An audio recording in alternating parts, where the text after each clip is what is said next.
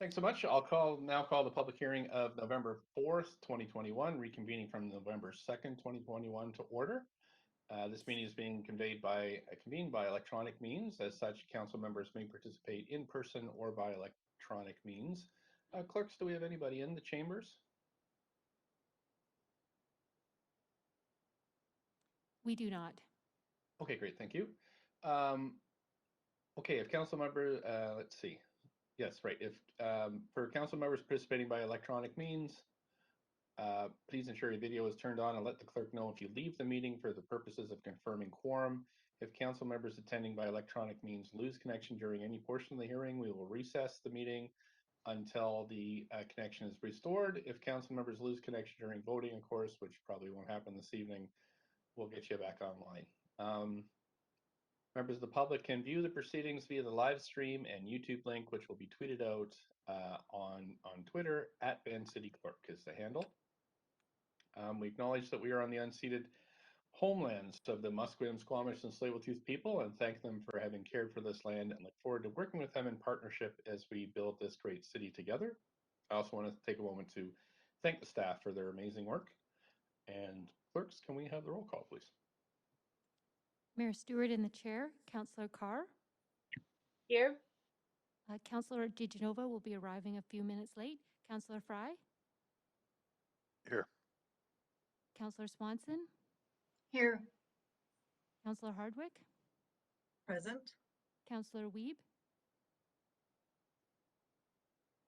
I can see Councillor Wiebe Present. on the, yep, thanks. Councillor Boyle. Present. Councillor Dominato is on a leave of absence until 7 p.m. Oh, I'm present. okay, Thank you. Thank you. Councillor Bly. Councillor Bly, are you there? I see Councillor Bly's webcam. I'm present. Can you? Yeah, Have you got my audio? I can hear you now. Thank you. Councillor Kirby Young. Present. You have quorum, Mayor Stewart. And point of privilege is Councillor DiGenova. I am here. Thanks. Okay, great. Thanks so much. Thanks. So by way of proceedings tonight, the public may participate by speaking in person, by phone, or by submitting written comments to Mayor and Council. Speakers have 5 minutes to make their comments and should limit their comments to the merits of the report being considered. Speakers should also state whether they are in support or oppose the recommendations and if they are a resident of Vancouver. Speakers may only speak once and should follow along on Twitter at VanCityClerk for updates and progress of the meeting so they don't miss their turn. Of course, any comments can be submitted in writing through our online web form, vancouver.ca/public-hearing-comments. Those speaking on behalf of other persons or groups will have 8 minutes to speak. Only if those represented are also present on the phone or in person and must not be speakers themselves. Those represented should confirm they are on the line if phoning in. Speakers who pre-register with presentations are reminded that the public live feed has a slight delay, and so we'll help you to get through that. Also, due to our longstanding commitment to gender equity and inclusion, remind council that when addressing speakers and staff, please avoid using gendered honorifics and instead refer to the person by last name, first name, role, or title. A reminder that council's role at a public hearing is to be a quasi-judicial body, which means council is only to consider the merits of the rezoning application or heritage designation and not wander into policy debates. Council members may ask clarifying questions from speakers, including the applicant, or technical advice from staff, but should save debate for after the close of the speakers list. After we hear from all the speakers and close the speakers list, council may approve the application in principle, refuse the application, or refer the application to staff for further consideration. Finally, a council does not conclude hearing from all speakers this evening. We will recess and reconvene the meeting on Tuesday, November 9th at 6 p.m. On November 2nd, all council members were present and none declared a conflict of interest on the agenda item. Council received a staff presentation, asked 2 rounds of questions to staff, and heard up to speaker 10. If there are any members of the public who wish to speak to council on this item, please call toll-free 1-833-353-8610, code 30886 hashtag before the close of the speakers list. And I'll remind as we go through the number again periodically. Phone number will be tweeted out and made available on the live stream. For any speakers at City Hall, the clerks will ask you to come forward to the podium when it's your turn to speak. The podium will be sanitized in between speakers. We're now going to continue hearing from registered speakers for item 1, streamlining rental around local shopping areas. And our first speaker up is speaker number 11 on the list, Russell Wong. Hi, my name is Russell Wong. I'm a resident and homeowner in Vancouver, and I strongly support the streamlining rental proposal. I don't work in development or real estate, and I'm not calling on behalf of anyone who does. The streamlining rental proposal is consistent with Council's goal of building more rentals, not just condos. In particular, making 6-story rentals legal in the C2 zones, not just 4-story condos, should make it easier and faster to build rentals. For the last 3 years, whenever there's been a rezoning for an individual rental project, I think Council has always voted yes in the end. It just takes a long time. No matter how small the project is, both supporters and opponents are afraid of being outnumbered, so they organize more and more people to speak. If you approve the C2 rezoning, you'll be approving 2,700 future rental units at once, instead of having to approve each project one at a time. Fundamentally, lack of housing is making us poorer. Prices reflect scarcity. When we don't have enough housing, rents are high. After you pay for housing in Vancouver, you have much less left over.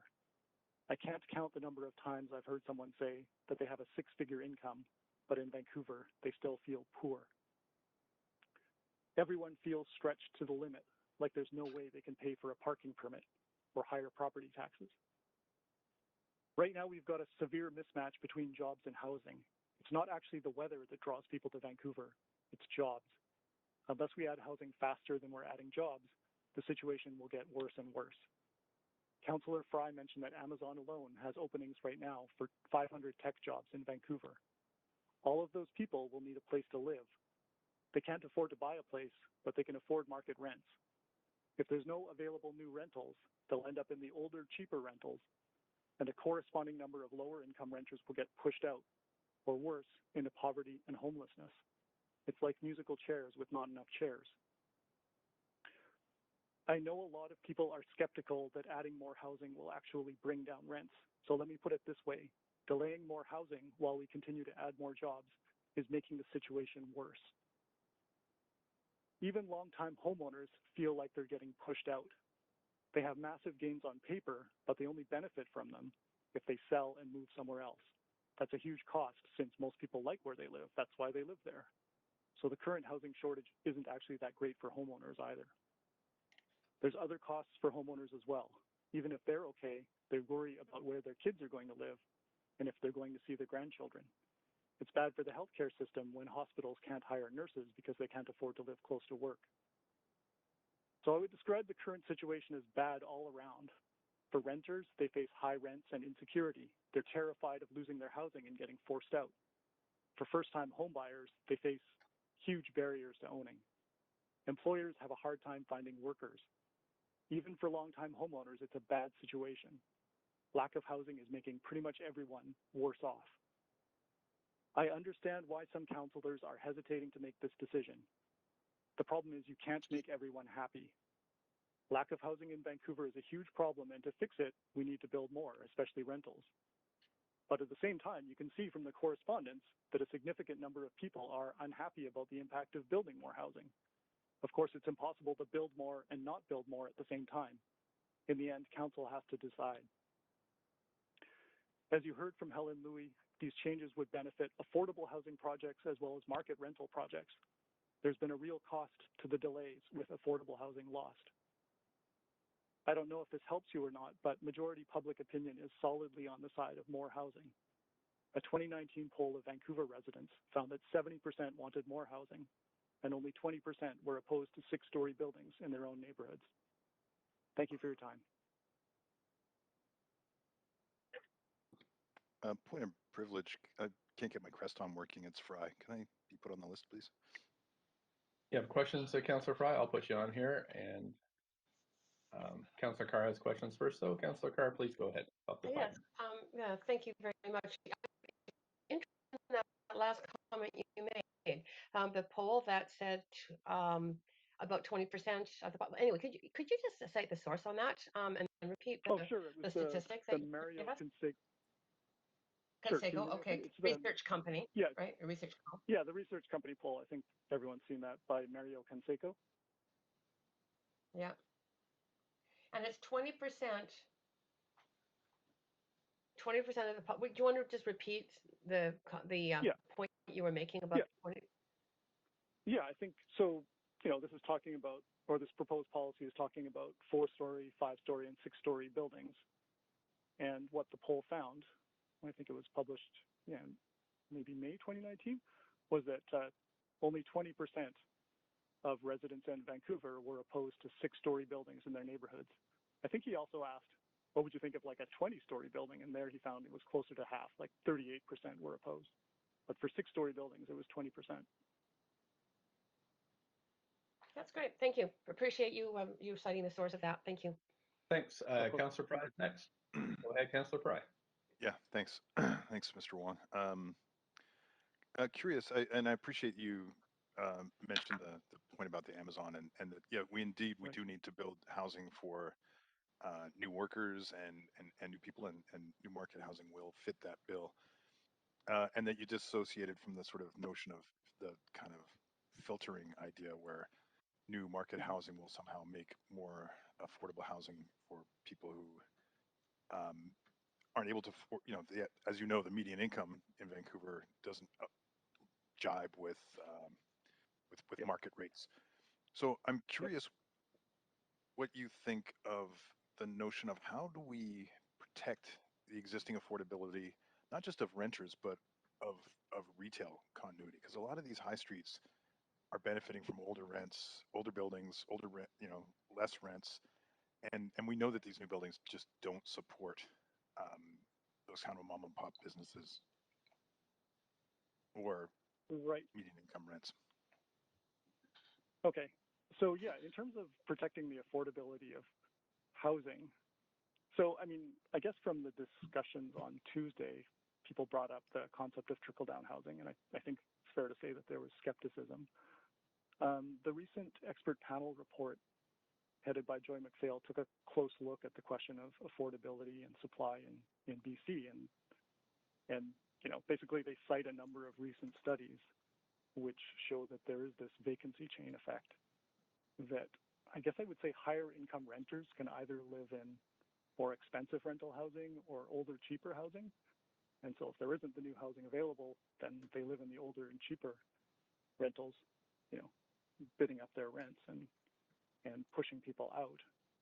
If every time you open a new building, each higher income renter moving into it opens up a vacancy, opens up a spot in one of the older, cheaper rentals. And so whenever you open a building, you get this kind of burst of vacancies in the older rentals, and that's what pushes down their rents. So, for example, there was a recent study from Finland which found that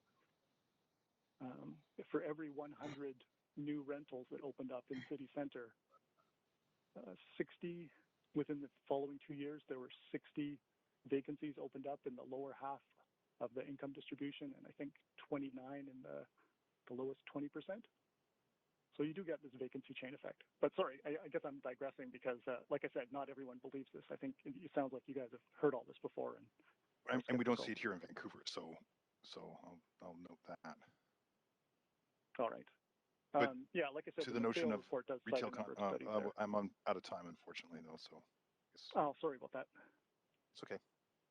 You actually have up to 5 minutes, Councillor Fry. Oh, okay, sure. Oh, well, that's great. Okay. Okay, I'm back, All right. Russell. All right. So yeah. So to the notion then of the retail Sorry, continuity. Yep. Yeah. So how do you think I mean, through this we can address that? I guess I would expect something that there would be whenever a new building is developed. My understanding is the policy provides for retail on the ground floor, but presumably it would be at whatever rates are market rates. Is the concern that when a new building opens up, that rents in existing spaces will go up? That's exactly the concern. And without a rate Okay. of change mechanism, how do we control some of our beloved retail high streets and prevent that sort of wholesale removal of those beloved retail outlets. I guess I would have expected that if you open up a new space, so if there's a bunch of new commercial space available, that spaces in older places would actually go down, no? Because people now have, you know, the retailers now have more choice. They can move to a new space or they can stay in their old space. I would expect that their rents would go down. But sorry, this isn't actually my, Yeah. you know, I don't know. No, and that's okay. That's okay. I'll let you go. I know you have other questions too. So Thanks. Councillor Swanson's next.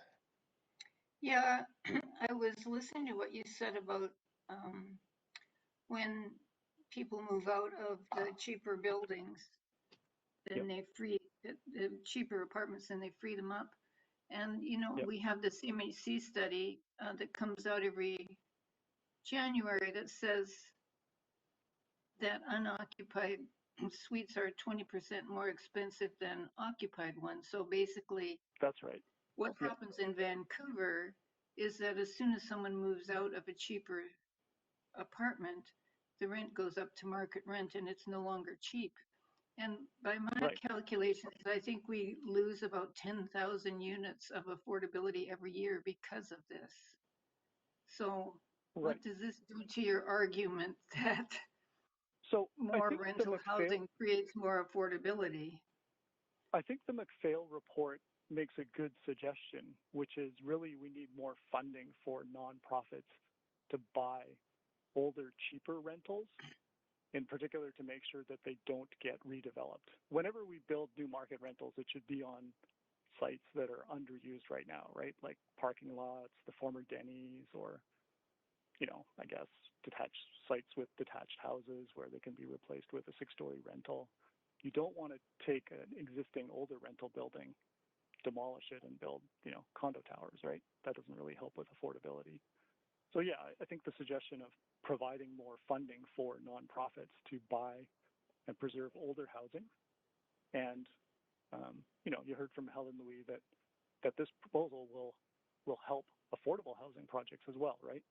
They can definitely benefit from being able to build 6 stories instead of you know, whatever they can build now, 4 stories, I guess. Okay, thanks. Thanks, Councillor Swanson. And that's it for questions. Thank you very much for calling in this evening. And thank you. And I move on to the next speaker. Council, we have extra speakers that signed up to this. So just so you know, we are on speaker 11 of 89. And our next speaker is Hillary Reed, speaker number 12. Yeah, hello. Yeah, my Hi name is there. Hillary Reed. Yeah, hi. I'm a resident of Vancouver, and I am opposed to the rental rezoning draft policy because I believe it needs further amendments. I wanted to start with an important question. What do we want Vancouver to look like in 30 or 50 years? What does livability mean as opposed to just density? So I have 5 recommendations. My first point is that with the densification proposed, many single-family homes, trees, and gardens will be lost. What is it about single-family neighborhoods that make them so appealing? One obvious answer is the amount of greenery and tree cover they provide. When we consider current global warming impacts, it is clear that we need to enhance, not detract from our urban canopy. At this week's COP26 Climate Summit in Glasgow, a clear recommendation put forward is, quote, cities should be planting more trees to increase green canopies and retain cool air, end quote. Trees in single-family zoned areas provide shade, mitigate carbon emissions, and provide urban wildlife habitat. Exposure to trees and green space is also known to improve the health of urban populations. Conversely, we know that more buildings and paved surfaces increase microclimate temperatures. Nowhere in the rental rezoning policy do I see the problem of net loss of trees and greenscaping addressed. So here are some suggestions. First, ensure that new apartment buildings have a good amount of setback, including on arterial and commercial areas. Rather than using the setback to widen pavement, mandate green boulevard edges with shade-producing street tree plantings. These green margins and trees will soften the hard edges and massed forms of larger buildings, add privacy for residents, and make the areas much more ecologically and pedestrian-friendly. Apartments built off arterial streets should be even further set back, with mandates for street-facing greenscaping and tree retention or planting. This will help them fit in better with residential housing on these streets and reduce their visual and environmental footprint. Retain mature hedges, trees, and landscaping wherever possible when redeveloping, and increase city goals for tree planting on streets and in parks. My second concern relates to streetscape aesthetics. In the current rezoning proposal, on arterials, we can imagine block after block of 6-story generic apartment buildings looming over the streets, creating a stark, depressing, tunnel-like experience. Why not give incentives for alternative designs to the big box look, such as buildings with peaked or pitched roofs, setback upper stories, or indentations in the building facade? Further, some particularly attractive residential sections of arterial roads further from commercial hubs should be exempt from apartment-style densification. The beauty of their mature trees, tall hedges, and distinctive architecture are priceless contributions to Vancouver's heritage, unique identity, and to arterial users. Rather, in these locations, encourage the suiting of character homes, infill and neighborhood design-sensitive triplex, quadplex, laneway housing, and other types of house form architecture. Third, a recommendation about transition areas is that on residential roads next to arterial streets, encourage townhouse and multiplex units rather than 4-story apartment buildings. These will fit much better into streetscapes, overshadow neighboring homes less, and provide more missing middle housing for families. In low-density transition areas, incentives should also be given for retaining older character houses. These can be converted into strata or rental units, thereby providing more ground-oriented housing. Fourth, exempt from transition rezoning some sections of Kitsilano and the Glen Park neighborhood. These are both already dense neighborhoods of distinctive character and heritage houses, many already converted to multiple suites. I would therefore strongly advocate not changing their zoning density except to stratify and add duplex, triplex, quadplex, or other ground-oriented zoning. My last recommendation is that in new developments in commercial areas, mandate underground parking or street parking will become a chaotic nightmare for residents and customers as density increases. We can densify while still retaining Vancouver's beauty and individuality if we're intentional about livability as well as density. I ask you to please take the time to get the details right on these proposals. The future look of our city depends on it. Thank you. Thanks. You have questions, Councillor Dominato? Thanks, Mayor, and thanks, Hillary, for calling in.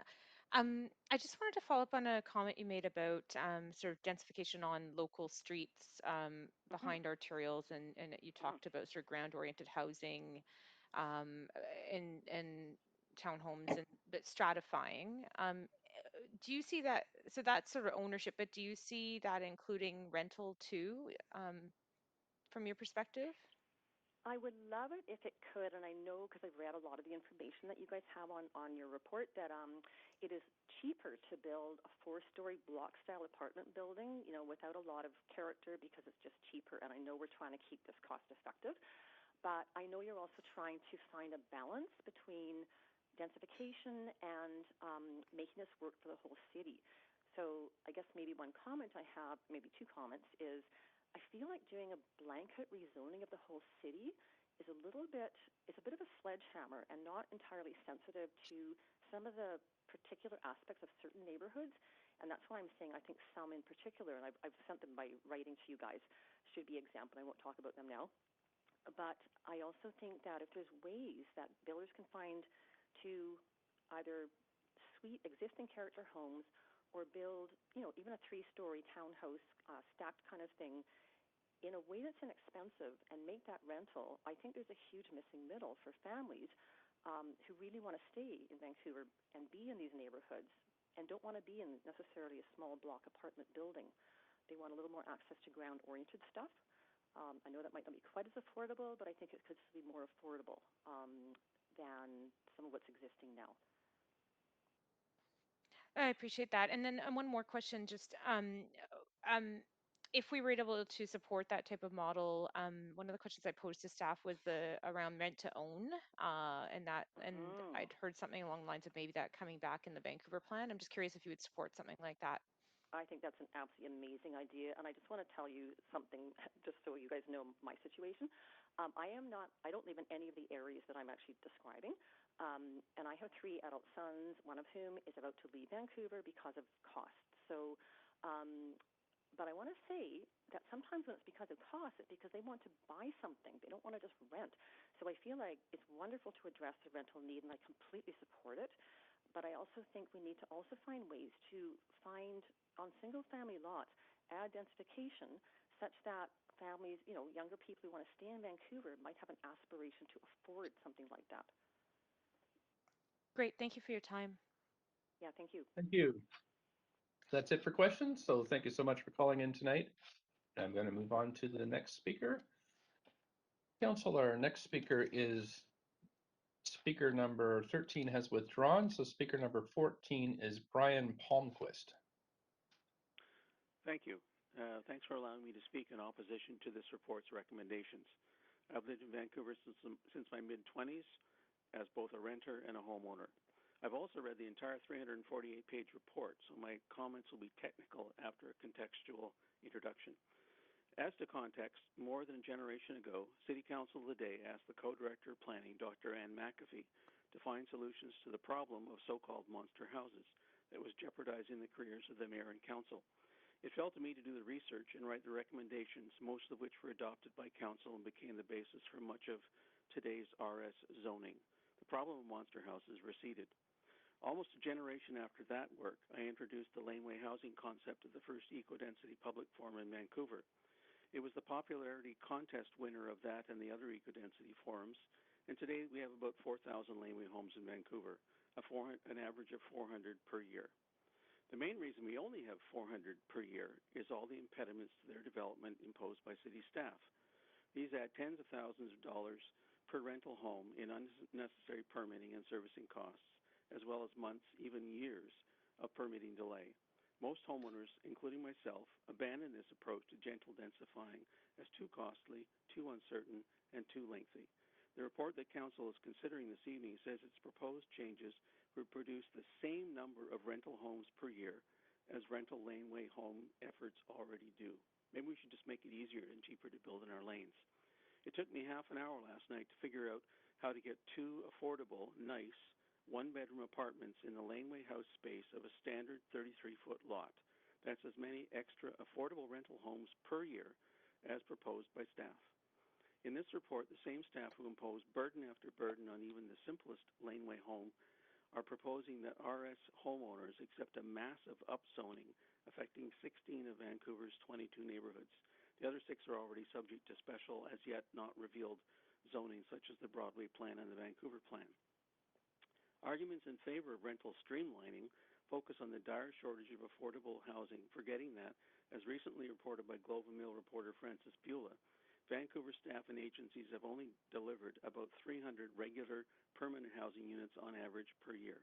That's 100 units per year less than the laneway rental homes developed against all odds by Vancouver homeowners and small builders. In addition to this naive math, the report's details, or rather the devil in the details, worry me. Consider the very important Table 2 on page 9 of the report, which is a summary of the new rental zones.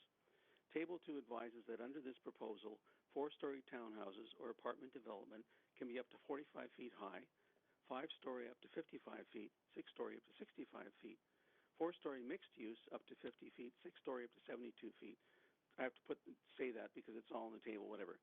My experience designing thousands of housing units tells me that except for luxury housing, the floor-to-floor height of most residential buildings, whether concrete or wood frame, is 9 feet. These proposed apartment and townhouse numbers allow for 11 feet floor-to-floor, plus extra for ground-level commercial. Table 2 also establishes a range of floor space ratios, FSRs, for the various types of development proposed. The Canby Corridor offers the most recent example of how height and FSR guidelines play out in linear areas such as proposed in this report.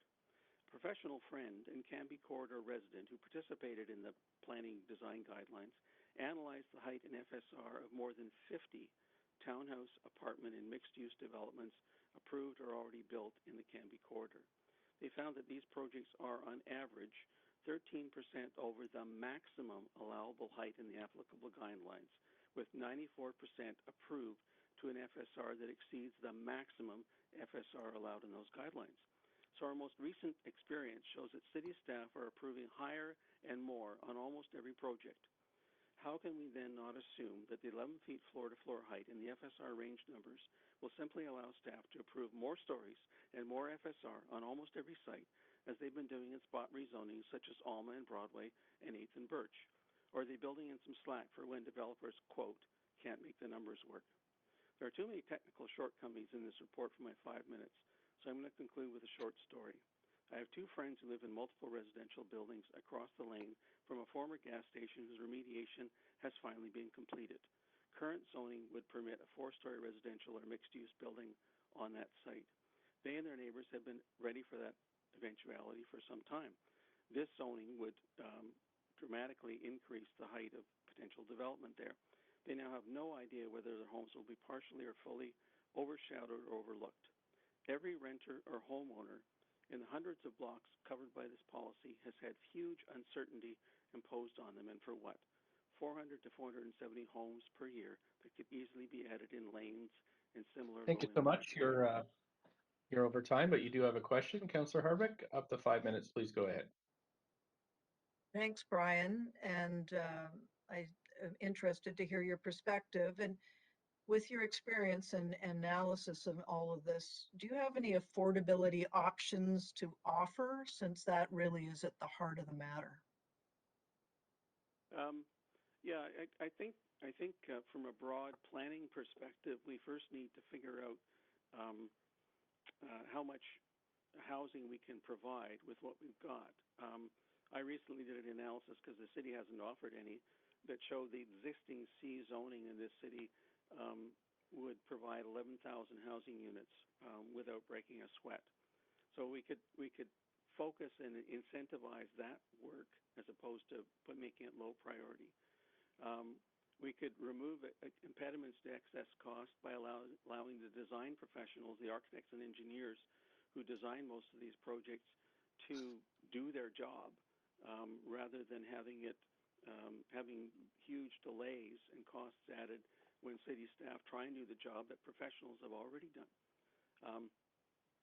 We could make the zoning bylaws that apply to things like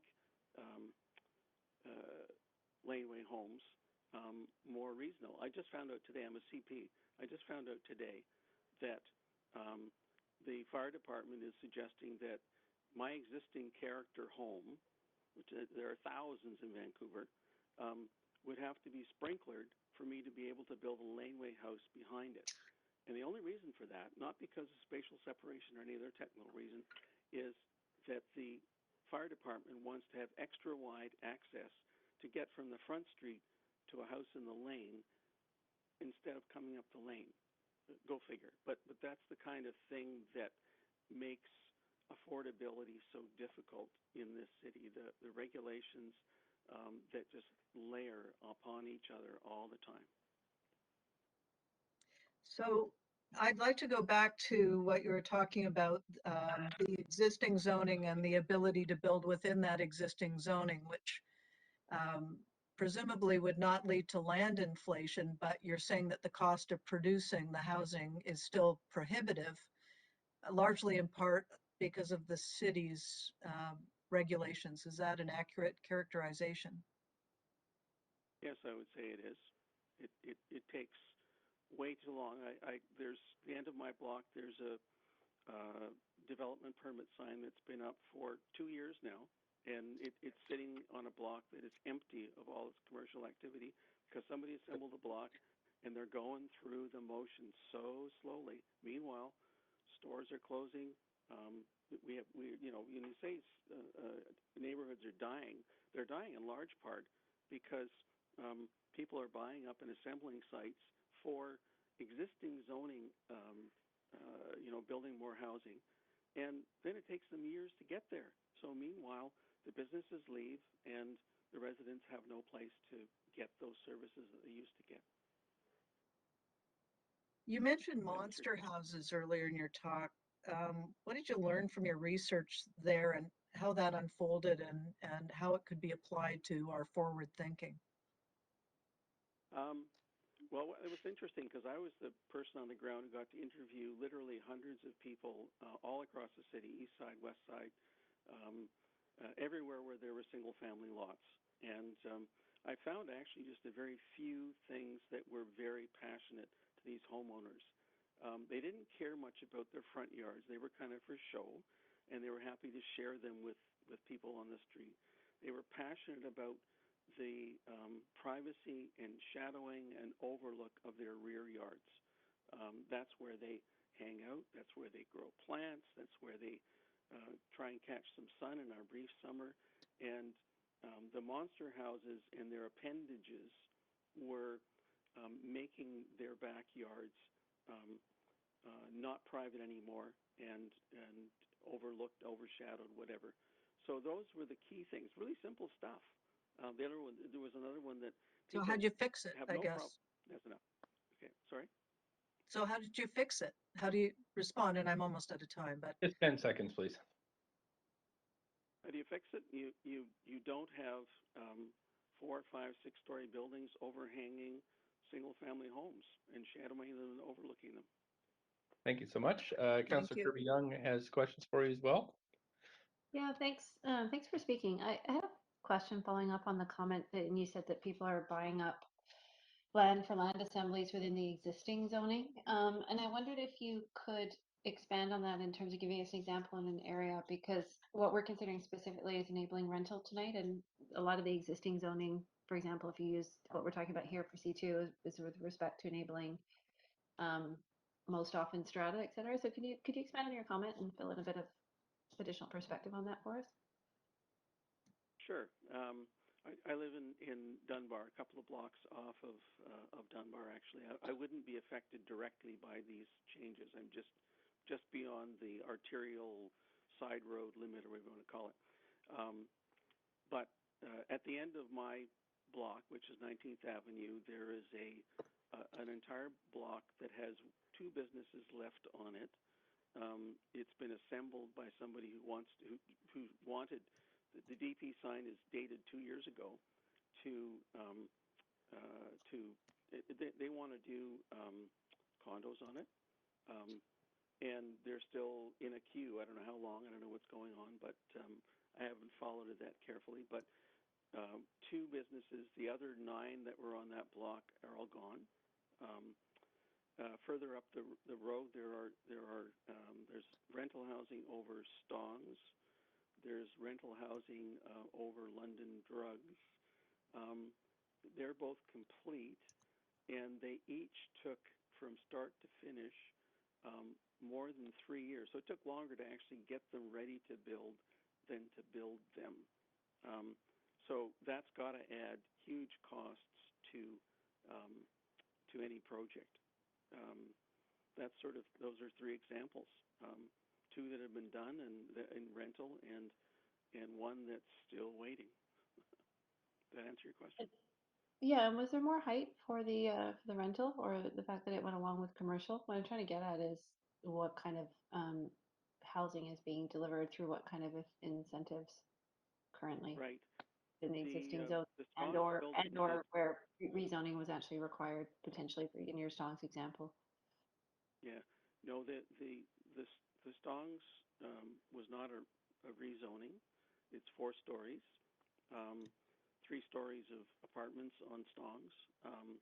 The London Drugs building, I think maybe 5 stories, and I'm not sure whether it was a rezoning or not, but it's 4 stories of rental on London Drugs and a couple of other medical-related facilities. So they were, as far as I know, everything was approved within the existing design guidelines and within the existing zoning. It just took forever to do. That answer your question? It does, except for, I'm guessing the condo project, the one you referenced at Dunbar 19th was probably required a rezoning. Would that be correct? No, it doesn't require rezoning. It's the proposal is within the existing C2 zoning. It's just taking forever to get a development permit. I mean, I'm not privy to the project. I don't know all the details, but all I can see is that the sign is 2 years old. Okay, but in the existing zoning being condo, because, okay. Thank you, appreciate it. Existing zoning C2. Right, thank you so much. Councillor Dominato. Thanks, Mayor, and thanks, Brian, for calling in. I just have a quick question, and it's different than Councillor Kirby-Young's, but probably in the same vein. Is in consideration of this proposal and policy, do you see value in, I can't find the table right at this very moment, but around the C2 component that would at least streamline and improve the process for rental in those commercial areas, on those commercial arterial areas, similar to what right now the zoning allows the strata, and just, do you see any benefit to that? Oh, absolutely. Actually, the zoning allows residential. It doesn't determine whether it's strata or rental. But anything, I mean, that's what's killing the many of the arterials in the city, is how slow it is to get even an application that complies 100% with the zoning, how long it takes to get it approved.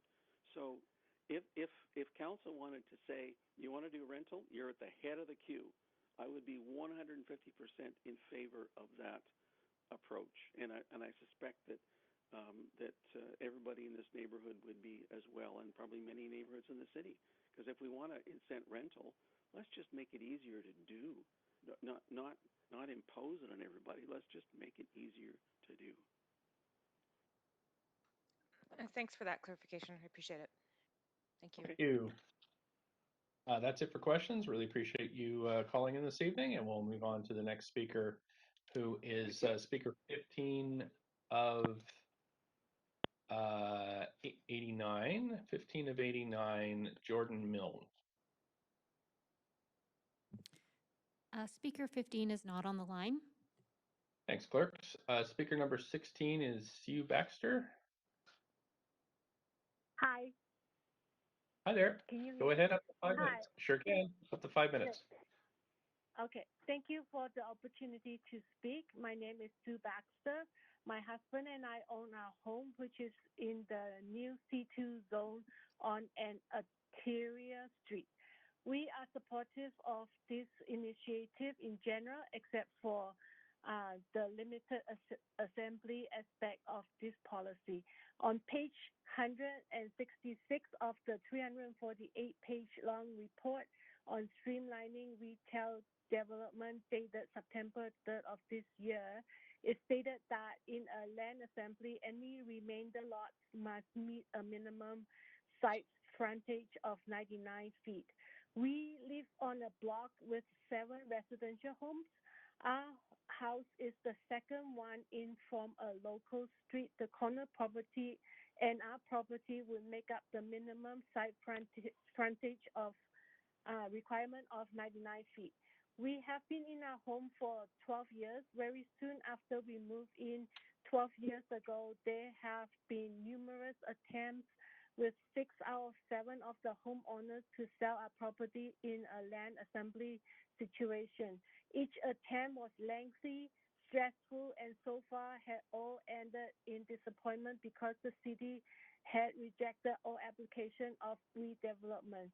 The 7th homeowner has consistently never been interested in being a part of our land assembly. Currently, 6 of the 7 homeowners have accepted offers from a developer since January 2nd of this year. My husband and I are seeing indication that the developer is going to exclude our property from their project so that they can meet the city's minimum site frontage requirement of 99 feet. The city wants to leave enough land for future redevelopment and to minimize the potential of an orphan properties. So instead of protecting one property from being an orphan property, there are now potentially 2 orphan properties on our lot. Our adjacent neighbor has said many times that they are not interested in selling now or ever, and that they don't mind being an orphan property. They compare their property to areas in Mumbai and Tokyo where it's common to see individual smaller lots surrounded by huge renter buildings. So any future redevelopment involving this property and our property will not happen for at least 20 to 30 years or even longer, because our neighbor has children that they can pass the property on to. I would have to agree with speaker number 10 from Tuesday night, Mr. Stewart, that most homeowners are not aware of this policy the city planners are trying to pass. My husband and I just happened to find out when we became suspicious as to why the potential buyer of our land assembly is doing studies on the other 5 properties and skipping over ours. The streamlined policy is not even voted on yet, and yet the developers are already following the new rules.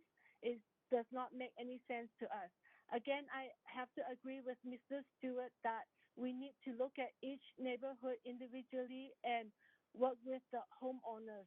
Any blanket policy can potentially ruin what some of us have worked so hard to accomplish in life. Some homeowners would not mind living next to a 6-story building. Some of us would prefer not to. A counselor asked Mr. Stewart on Tuesday night why he doesn't just sell and move. And we want to do exactly that, but we might be stuck here because of the limited assembly part of this policy. We can still sell and move, but that will be at a huge loss to my family. This policy will affect thousands of homes. We ask that the city to please take each case into consideration. Some homeowners say they can't afford to sell and move, but in our case, we almost cannot afford to not sell. My husband and I have explored different options since we found out that our property might be left behind. We talked to an architecture firm to investigate developing our properties ourselves to add more rental units. The firm told us that we are looking at a $3 million project. We simply do not have this type of resources, and we are unsure if the city would even allow us to develop our lot because of the 99 feet rule. Thank you. That is, I'm sorry, you are at your 5 minutes, so I do want to thank you so much for calling in this evening, and I am going to move on to the next speaker. Thank you, though. Mayor, point of, I guess, procedure at this point. I'm getting emails from the public saying that they cannot see, and all they're seeing is a circle of rotating dots, and that the council feed is not showing for the public. Okay, I will ask the clerks to look into that. Thanks so much, Councillor Young. I'll move on to Daniel Alexia. Speaker number 17. Speaker 17 is not on the line. Thank you, clerks. Speaker number 18 is Justin Hoffman. Good evening, Mayor and Council. My name is Justin Hoffman, and I'm speaking in support of the C2 zoning amendments and streamlining rental zones. In addition to my day job, which is not real estate related, I volunteer as president of board of directors of the Vancouver Alton Club, which is located at Victoria Drive and 33rd. I was born and raised in Vancouver. I'm no longer a resident, but I maintain my involvement in the club, which is one of the oldest not-for-profit societies in Vancouver, having been incorporated in 1935. It employs between 20 and 30 staff from time to time, many of whom do live in Vancouver. My support for the zoning amendments can best be illustrated by example as it relates to the club, both as a society and employer. Over the years, much like Legions and other cultural societies in the city, the club has been impacted by changing demographics and neighborhoods. As a result, the club is faced with financial constraints constraints that put its survival and presence into Vancouver in serious question. Renovating the building is not an option, nor is selling the land outright. Existing zoning guidelines do not offer a solution to keep the society at its current location. Its presence in Vancouver at its historical location can most be assured, however, with the help of new developments like the ones that are under consideration today. Incidentally, this would result in no rental displacement because there are no current rentals on site. A further delay in approving this policy would be detrimental to the society, the city, and it sends a message that stagnancy is best. Delays are costing opportunities, and approving the proposal would almost certainly, for example, result in a new development at Victoria and 33rd. It would provide a financially viable solution for societies like the Vancouver Alpine Club, and would result in the club maintaining its presence in Vancouver. To be clear, the society's survival is at stake, but while the club's survival is an issue, there's also the greater Vancouver housing crisis, which is not news. Vacancy rates are low, rents are high, and the proposed zoning would add to the much-needed rental stock. The law of supply and demand means more rental supply equals more housing equals more affordability, full stop. If you dump 4 million homes onto the market at once, rental rates are going to fall. The club taking advantage of the proposal zoning represents a win for the Vancouver Alpine Club. It would help to ensure our longevity, and it would help to keep a historical society in Vancouver. It's a win for other Vancouver stakeholders, though. It provides continued future employment for its staff in a Vancouver location. It provides much-needed rental housing for those who commute to Vancouver from elsewhere, think police, nurses, teachers, and it rejuvenates areas like 33rd and Victoria by facilitating the creation of newer, modern, more inclusive neighborhoods that take advantage of diversity while implementing new directions in green transportation. Passing the proposal exploits the cooperation of willing participants. Further delay sends a message that nothing needs to change, and I think approving the proposal is a message that the City of Vancouver is ready to provide wide-ranging certainty to parties who want to invest in its neighborhoods. This is a balanced proposal with a simple formula. It results in an injection of rental stock that addresses a housing shortage, and it helps Vancouver as a whole. I encourage Council to just please move in a positive direction and delay no longer. Please approve the proposal. Thank you. Thanks so much. There are no questions for you, so I'll say thank you for calling in, and I'll move on to the next speaker, who is Henry Lubert, speaker number 19.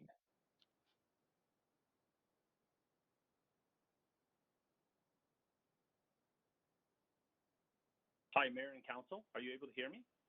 Sure can. Up to 5 minutes, please go ahead. It's Councillor Kirby. Thanks for your... Just wait a second, speaker. 1 second, please.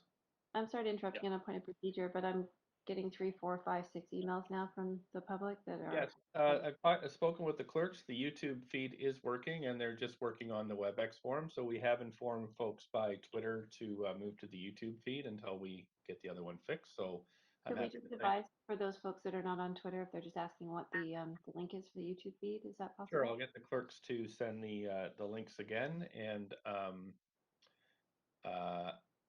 right. Thank you very much. Thank you for bringing that. Okay, speaker, please go ahead. Okay, no, thank you for your time. My name's Henry. I'm a single father, raising 2 children. I've been renting in Vancouver for the past 4 years. We live in the Dunbar neighborhood. I'm calling to oppose the proposed rental proposals for a number of reasons. It's not that I'm opposed to more rentals in general. I'm opposed to what's being proposed in terms of how we go about creating that additional rental stock. I think the first thing I want to say is I do agree with a number of comments about how this consultation was carried out. I mean, I've been living here for 4 years with my 2 kids, and I didn't even hear about this proposal at all until I saw that Vancouver Sun article about a week and a half ago about that gentleman that was unhappy with the proposal. That's the first I learned of it, and I spent a lot of my own time studying up on it, but it was already too late to be thoroughly engaged in the public consultation process.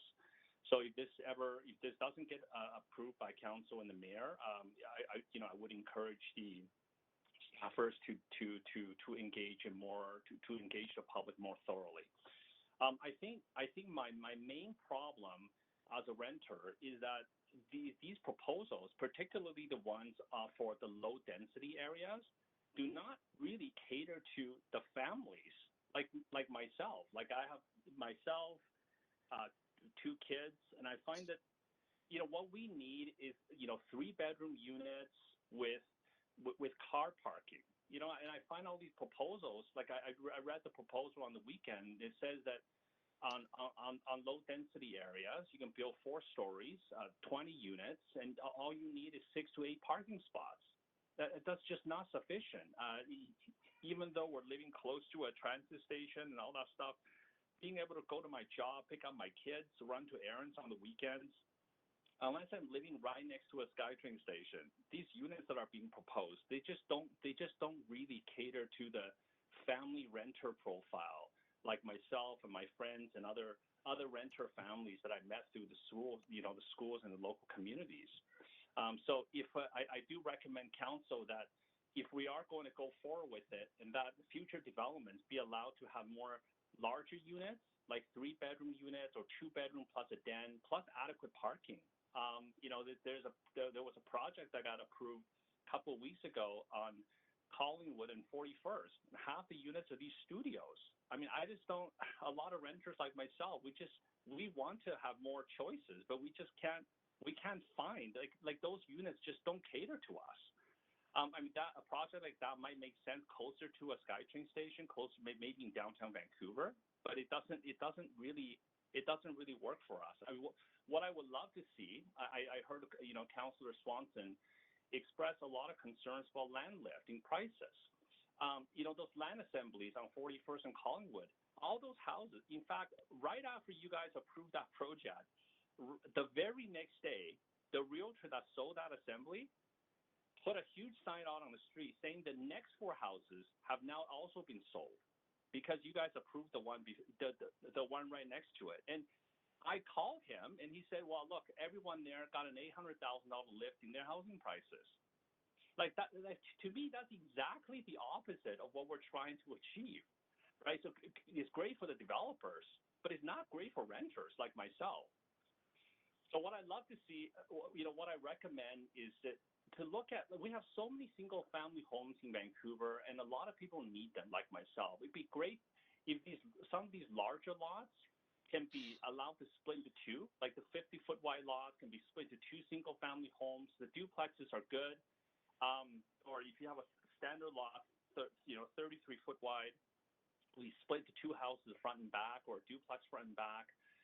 It would allow a lot more rental stock for people that are looking for families that are living in the community and looking for rental. And I would say from my own observation, the duplexes and the 2 smaller lots do not actually sell for more than a bigger single family house. In fact, it sells for less. So it makes those that rental stock or that if it's built for resale a lot more affordable to a lot more people. So anyway, that was one of the points I wanted to bring forward. The other thing is I think the 4-story building in the low density area is just too disruptive. It's a very bold vision, but it's very disruptive to me, even for myself and my neighbors that I've talked to about this proposal. Like we signed up for a lower density neighborhood for our families where we can come out to play on the streets and interact with our neighbors, not to have so many cars parked all over the streets, too many people walking around, higher density. So that, I think the 6 stories on main arterial is probably, in terms of that level of density on main arterial, like that level of density there is probably more appropriate. But for single family residents that are currently in the lower density areas, I think their desires and wishes about serenity, preserving the heritage and character of our neighborhood should be kept in mind. And so those I think the 4-story buildings is too aggressive and too bold. I think the townhomes are probably okay, but those 4-story buildings, the units are too small. They lack parking, and it's very disruptive to the neighborhood.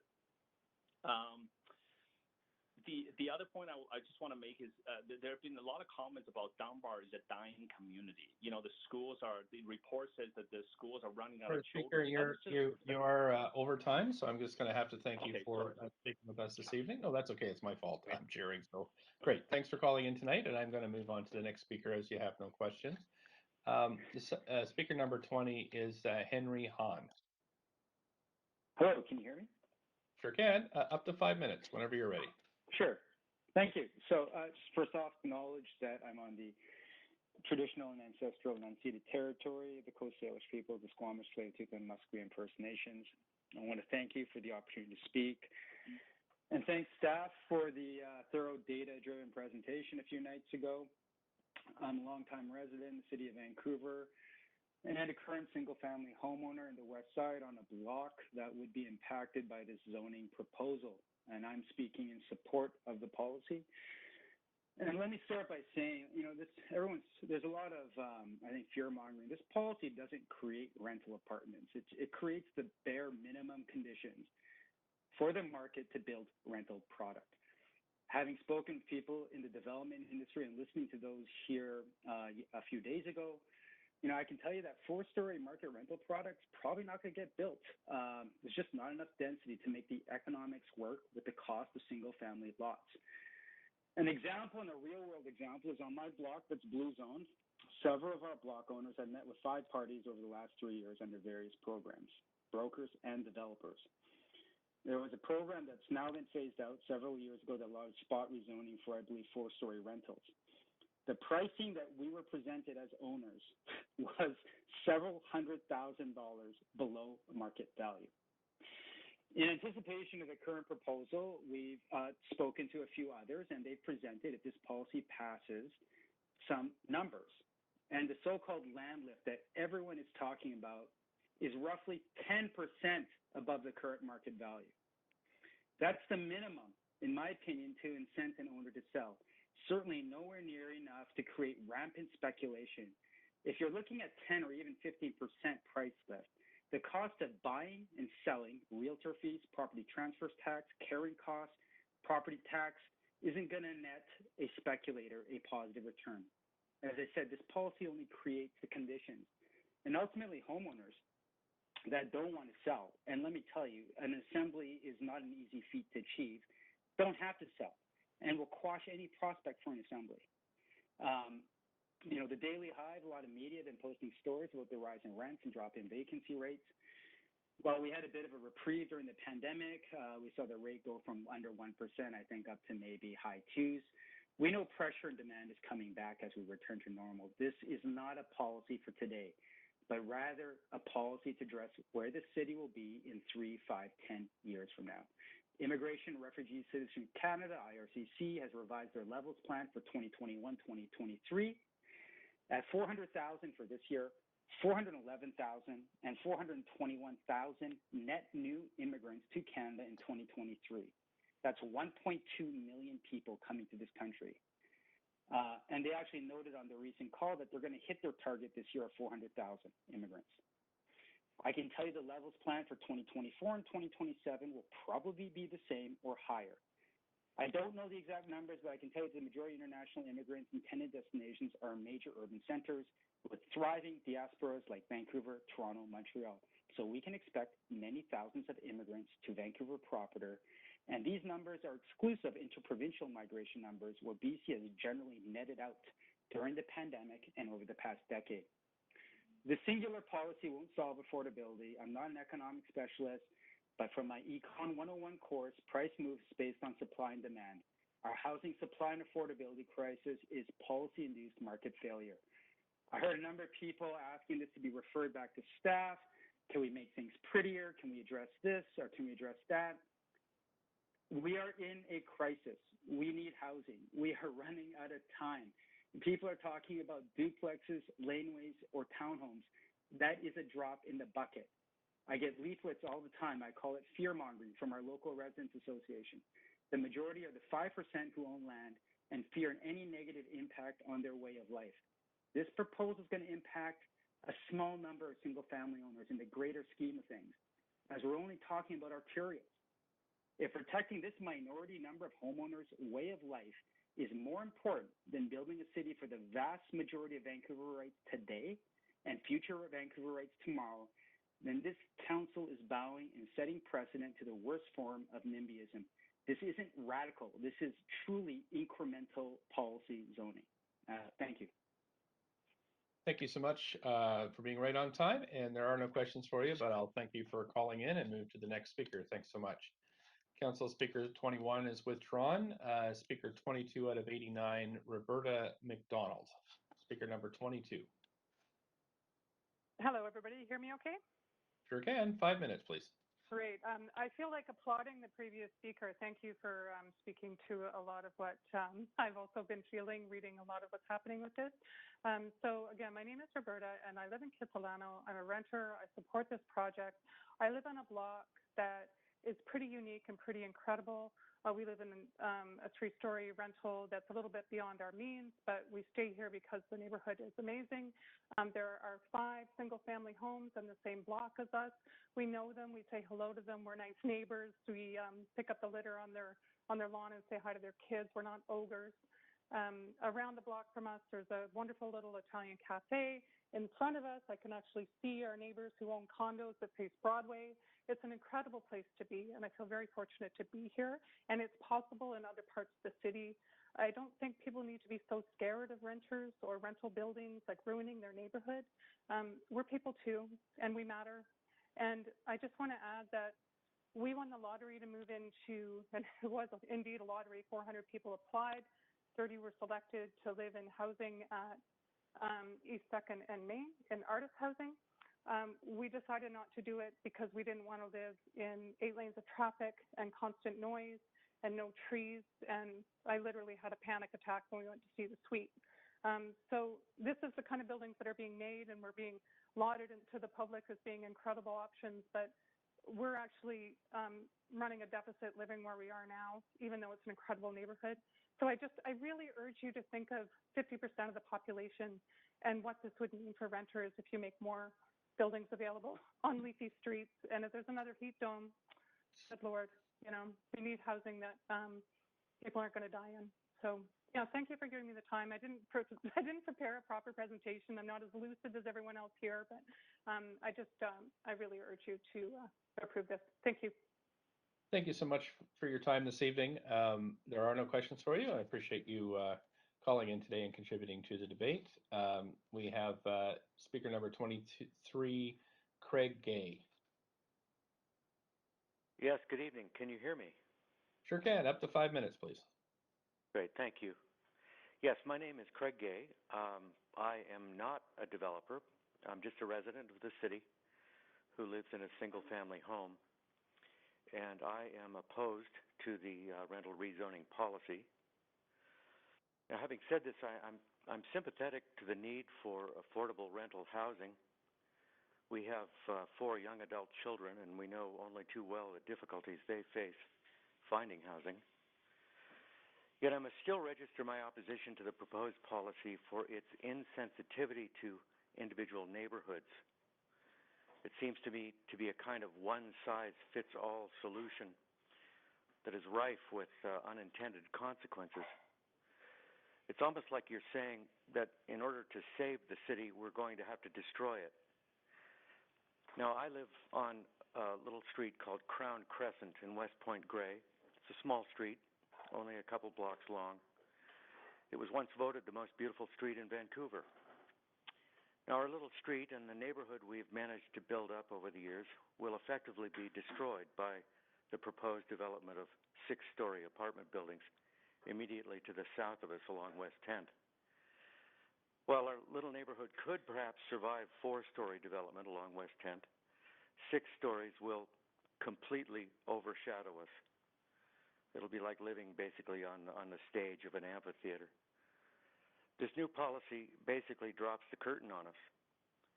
And again, I wish the new policy could simply be more nuanced and more sensitive to individual neighborhoods. Now, adding insult to injury, although property owners along West 10th will at least be fairly compensated for acceding to the new development, Those like us who are immediately adjacent to them are likely to see our property values plummet, in addition to losing our experience of neighborhood. Ouch. Now, I suppose you could say that residents like my family are just standing in the way of progress, and the loss of neighborhoods like ours is just the price we have to pay. But I guess I'm just wondering why only relatively few of us are being asked to pay this price and not all of us together.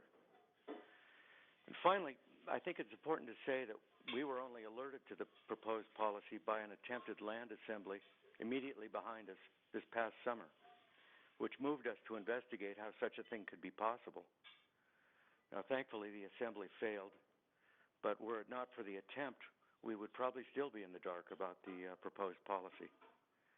And so I want to urge you all to reject the proposed rezoning policy in favor of a revised policy that is much more sensitive to individual neighborhoods and that is basically more fair. Thank you very much. Thank you. You do have a question. Councillor Carr, please go ahead, up to 5 minutes. Yes, thanks so much for taking the time to speak to us. I'm wondering, you said that you were sympathetic to affordable rental, and then stated your concerns around the impact on your neighborhood. Where do you think affordable rental should be built in Vancouver? Well, I mean, like I said, I think in our particular situation, just because of the landscape and then the slope of the land and the orientation and so forth, I think our neighborhood could handle 4-story development, which I think would help, right? It's the 6-story that's just way out of scale for us. You'd have to look at it on a map to see, but this would completely overshadow us. I mean, literally, it would be like living on a stage of an amphitheater. And yeah, I mean, so it's not that I'm opposed to the policy in general. I just think it needs to be more nuanced. I have too much. Okay, go ahead. Finish that. I'm sorry, I didn't hear that. Okay, so if you were in our seats and had information given to you that said 4-story rental is not affordable to build, the margins on the investment in rental require, especially with the land costs as they are, require more density in order to get to a level of return on investment that makes it worth. So if that information that you were armed with and 4-story isn't affordable, what would where would you put, for example, the 6 stories that maybe give enough return on investment to enable the building? Well, again, you're breaking up, so I think I caught the question, and it's not really a question that I have an answer to. I just think that the decision as to whether 4 or 5 or 6 stories needs to be adjusted to individual neighborhoods, to the geography, to the orientation of sun, to the trees, to all of the various individual characteristics of neighborhoods. So the problem with the policy is that it's just this blanket thing that's sort of imposed upon a map that doesn't take into consideration any of these local, very specific qualities. So I'm not, I can't answer the question. Okay, I do get your point. Thank you. Thanks so much. Next question from Councillor Dejanova. No, it's a tough one. Thank you. Okay, thanks. Councillor Dejanova, you're up next. Thanks so much. I'm wondering, in your comments, you had talked about specifically you and your neighbors and sort of your proximity to West 10th, but I'm wondering if, in planning for this, in your comments, in your presentation on planning for this, do you feel that the consultation that has been done is enough? Do you feel that something that significantly impacts more than one application that would come to us should be coming through something like the Vancouver plan? Or do you think that, there are enough people that we have been able to reach out to in this time period here who agree with 6 stories? I mean, some might think there should be 8 to 10 stories. Might be others who think that there should only be single family homes. Either way, do you feel that there has been enough consultation considering how you've shared that you'd come to know of this tonight? Well, no, I would say no, just because I mean we wouldn't have known about it at all had it not been for the attempted land assembly this last summer. And yeah, I mean we were horrified when we, I went onto the city website and eventually was able to find this proposed policy. And it was a shock, and we've been, telling our neighbors about it. None of them have heard of it. I mean, nobody we've talked to knew anything about this. So I don't think, I mean, you may think your consultation process is working, but I don't think it is. Okay. Thank you very much for answering my question. I appreciate it. Thank you. That's it for questions. So thanks. I'll move on to speaker number 24, Penny Noble. Penny Noble, speaker number 24. Speaker 24 is not on the line. Thank you. Speaker number 25 is Nathan Davidovich. Hello. Hi Can there. you hear me? Sure can. Oh, Up to 5 thank minutes. you. Thank you, Mr. Mayor and members of council. There's been many articles written about these proposals. Many knowledgeable professionals, including professors from UBC, SFU, KPU, and most of them I agree with. There is an article by Scott Hine, who used to work for the city, and he has 10 different points, and I'll just talk about point number 7, which states a policy that discriminates between neighborhoods with community plans and those neighborhoods without. Surely if an apartment can be built at 26th and Dunbar, it should be allowed to be built at 26th and Oak. But there is no consistency. As the previous speaker says, one size fits all. And it just doesn't work that way, unfortunately. All these community plans that were approved by Vision, they're all bad plans. And they were forced onto neighborhoods. And you have to remember, in case members of council do not understand, those plans are not bylaws. They're just plans.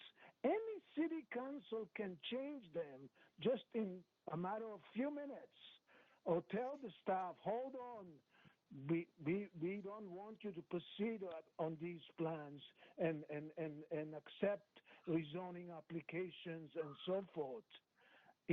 That was already challenged in the court, and the city of White Rock, the new council, won. The developers took them to court and tried to say that the previous council approved certain regulations and so forth. So, so this is the plan. This is the problem. We have staff that are following the old Vision Council directions and policies and rules, and this is not the way things are done in Vancouver, especially when they decided many years ago not to follow the U.S. model, but to Vancouver to follow the U.K. model of planning and development. And it seems to have changed under Vision for some strange reason, But I mean, the city, we need public rental housing, and I support you, Mr. Mayor, in helping us getting more housing. You probably got more in the 3 years that you've been in power than in all the 10 years of vision. But I mean, we need the BC government to not developers to buy land and develop housing. I mean, look at Singapore. 80% of the housing is owned by the government. There's no reason why the provincial government cannot buy these arterial lots on major arterials and develop them as needed by each neighborhood and do it by neighborhood instead of doing it one size fit all. The public hearings should be held in the neighborhoods. I remember 50 years ago when Howard Phillip was the mayor, there was a public hearing in the Champlain Heights Community School. And that's the way those should be done. Again, it's the fault of vision, all these bad policies. And, I think, maybe we should call you also the GSD mayor, the Get Stuff Done mayor. And that's what the new title of the new mayor of New York City is, because you do care about housing, and but it's the provincial government, Thank you so much. That is your 5 minutes. Yeah. Thank you for calling in this evening. And there are no questions for you, but again, thanks for participating. Yeah, thank you. Thanks. 26, Natasha Schulman. Hi, can you hear me? Sure can. Up to 5 minutes whenever you're ready. Great. I'll be quick. My name's Natasha Schulman. Thank you for the opportunity to speak this evening. I've actually lived for more than 16 years in West Point Grey. I live in an off-arterial in what is a new rental zone as defined by the plan. And I'm among the people who live across the street from what are two-story homes now, which will potentially be replaced by five-story buildings with 6 stories on the arterial. I am absolutely in favor of density, yet I'm opposed to the current plan. I feel like there has really not been enough community involvement or consultation. Like the speaker a couple moments before, I actually found out about the rezoning plan through a change.org petition. It was completely random. And I've also gone door to door to talk to my neighbors about it, and no one's informed. No one seems to understand the implications.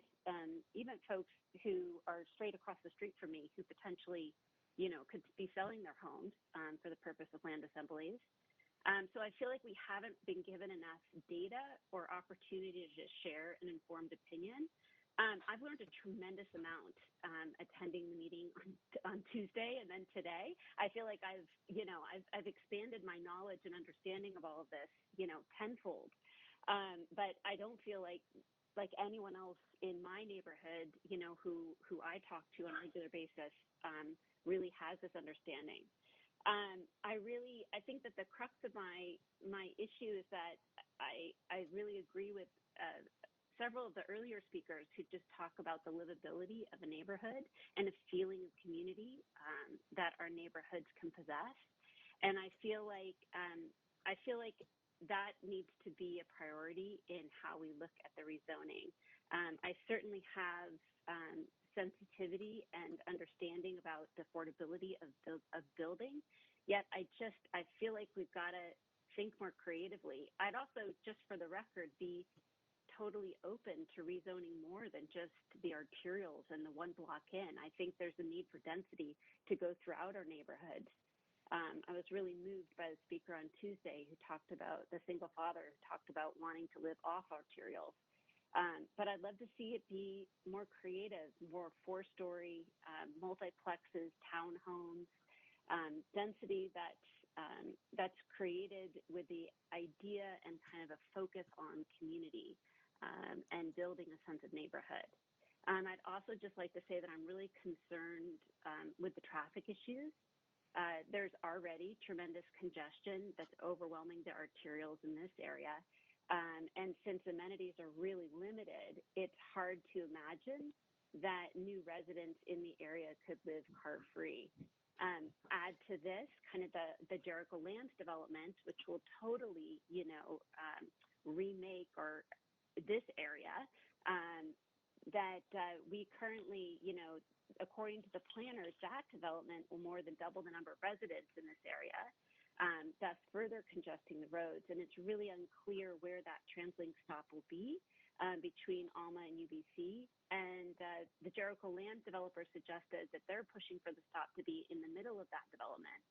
So it feels like, that there should be some clarity around that, about where are the stops going to be, where's the transportation going to be, before we're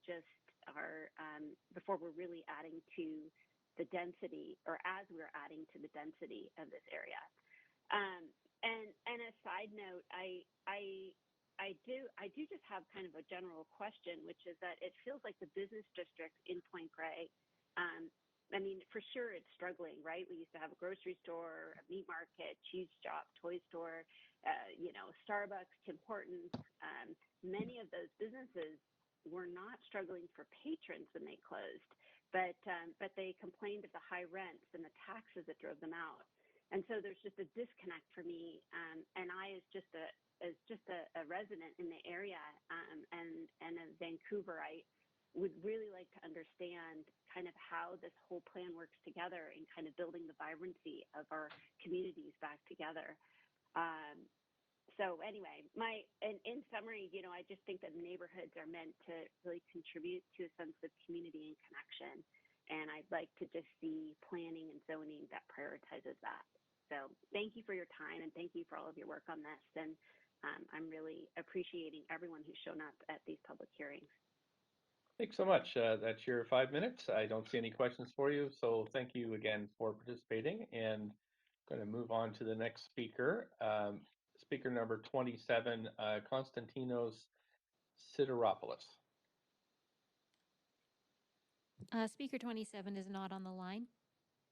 Thanks very much. Speaker number 28, Bruce Herzer. Speaker 28 has withdrawn. Thank you very much. Speaker number 29, Patrick Condon. Hello, members of council. First, I want to thank you for all your attention to this issue and the hours that you spend listening to citizens. It's quite moving. But I want to speak against this motion tonight because if passed, I believe you're going to miss a golden opportunity to stop land price inflation. I believe you will miss an opportunity to shift what would otherwise go into the already overstuffed pockets of land speculators and direct it into affordable rents for our crucial city service workers. I want to draw your attention to the fact that on May 18th, Council debated a motion submitted by Councillor Boyle named Reducing Barriers and Deepening Affordability for Nonprofit Co-op and Social Housing in Every Neighborhood. That motion would have allowed citywide options for increased density for rental units very similar to this proposal, but only for nonprofit providers who would reserve at least 30% of those units for households making median wages or below. That proposal was roundly defeated. Now we see before us a similar proposal with a major difference. Here we see a citywide proposal to allow market rate rentals with effectively no guarantee of affordable housing pegged to average household incomes. This, unfortunately, will only inflate land prices to the point where developers will find it impossible to provide units renting at affordable rents. If, in fact, this motion is intended to increase affordable housing in our city, it would be very inconsistent if council were to pass this motion, which specifically avoids guaranteeing affordable housing for wage-earning families after rejecting Councillor Boyle's May 18th motion. For this and other reasons, I suggest that Council return this report to the Planning Department for consideration in the citywide planning process, such that this glaring inconsistency between Councillor Boyle's motion of May 18th, which at least guaranteed some degree of concrete affordability in return for a percentage of units priced at a level that would allow our service workers to afford them. This motion offers no assurances in this regard whatsoever and will add more fuel to the out-of-control dumpster fire, which is our land price inflation conflagration. I also, in closing, want to draw your attention to a letter sent to you by Scott Hine, mentioned previously, a man with 30 years of experience in the Vancouver Planning Department as head urban designer. He has detailed 10 very crucial design flaws in this proposal. His letter is also available on the City Hall Watch blog. Please reconsider this motion. And thank you for your attention. Thank you. You have questions, Councillor Swanson? Yeah, thanks so much, Patrick. You were saying that there's not much affordability in here, but the plan actually does talk about affordability, like by having a 6-story, there could be a certain amount, 20% at a certain level of affordability. And what do you think about that? It's just not enough? My understanding is that the motion as written doesn't guarantee that. It says in certain circumstances that may be possible. And that makes it very distinct from the Boyle motion, which only gave the additional density in return for affordability. So if you I'm less wanted confident. sorry. Go ahead. If you were the king and you wanted to guarantee affordability, how would you do that?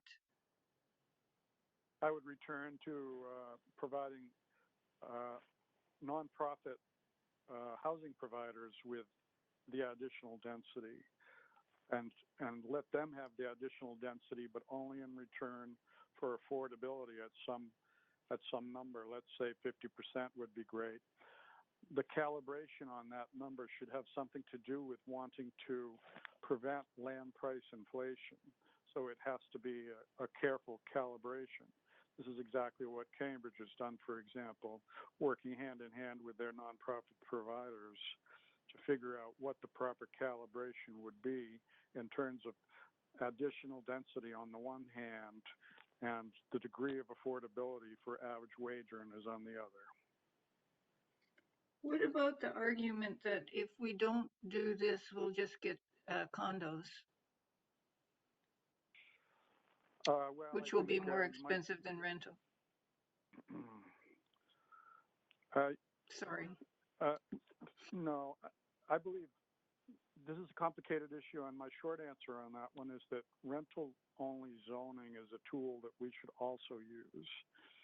But at the same time, I think people that I trust, like Ian Crook, for example, a retired banker, says that at this stage of history, market rentals as an investment product are, for some financial entities, competitive with condominium projects. It's just a different formulation of how those profits are determined and over what period of time. And this is happening throughout Canada and in other parts of the world as well. That because market rental prices have gone up so quickly, the value of a market rental project is competitive now with condominium product. So you think that if we did nothing, we would still have rental as opposed to condo? Well, I think it would help to have rental-only zoning, and where you have rental parcels that are currently rental only at the moment, those should be protected by rezoning those for rental only, which is a new authority given to the city of Vancouver by the provincial legislature, which we haven't employed now. That would certainly help. And I think the tool of rental-only zoning should have gotten much more consideration before this was put on the table. Okay, thank you so much. You're welcome. Thank you. Councillor Hardwick's up next. Hi, Patrick. Hello. What would you say to this? The issue is often framed as if it's about more housing or less, but that's not the issue. It's growth that is compensated versus growth that isn't compensated. Well, I think you'll need to elaborate your question a little bit more, Councillor Hardwick, for me. I'm not sure what the argument is that this is giving density away because it's being justified because it's rental. And as you described in your allusion to Ian Crook's analysis of the pro formas, is it's just a different angle for still making money. It's just making money in a competitive way in a different manner. Yes, now I understand the question. Thank you for the clarification. It may be known to some members of council that I recently put out an article, and it's not the first of its kind, that charted the inflationary pressures that are consequent to parcels of land in the city that have moved from their previous designation to a rental-only designation at a higher density. And the assumption that was, well, staff has stated that they don't anticipate increases in land value as a consequence of this, but the evidence is, the cases are there that show that that is not correct. Certainly in these anecdotal instances, there's been a doubling of the land value as a consequence of moving a land zoning to allow for market rentals. So that's basically what is, I think, at issue here is does this motion increase land value? And I would argue that it very much does increase land value to the point where developers will be unable to provide housing at prices that the average workers can afford. And the only way to keep those land values down, if you want to have rental units in to be built throughout the city, which is something that I very much support, is to make sure that it's affordable. And you can make sure that it's affordable by offering it only to nonprofit providers, and that the experience shows is a means by which you can prevent the outrageous inflation in land prices and make the projects pencil out for nonprofit providers. So you would agree to the basic premise, and you alluded to it as adding fuel to the dumpster fire of affordability, that every time we do one of these rezonings, in fact, what we are doing is inflating the land values and making it more expensive, whether we're building rental or strata. Yes, and I agree with that. And the means by which to achieve what is your common objective, all members of council have agreed that they want to do this. The means to prevent that land value inflation is to insist on affordability rather than zoning for affordability, insist on it. And that's to only a way to do this is to only add additional density in return for an assurance of affordability. That mitigates the inflate up that the market would allow, even market rentals would allow, if you understand where I'm going. I do. One of the earlier speakers alluded to the fact to zone capacity and the fact that the city over the last dozen years has undertaken significant rezoning, which has more than doubled the assessed value of the property tax roll within, or the property assessment roll within the city. Do you see that? Do you see an opportunity then within the existing zone capacity to affect affordability? One of the problems with that is that the existing zone capacity has already been affected by the dramatic inflation in land values. So the land values underneath the dirt, underneath buildings that have an existing zone capacity in the marketplace for that land, the market value of that land has already been affected by that zone value, such that parcels on the arterials, which are currently zoned for four-story condo or rentals, are already much more valuable than parcels so much. 2 blocks in. Thank you. That's the 5 minutes. Thank but you. Councillor Carr has questions as well, as does Councillor Weep.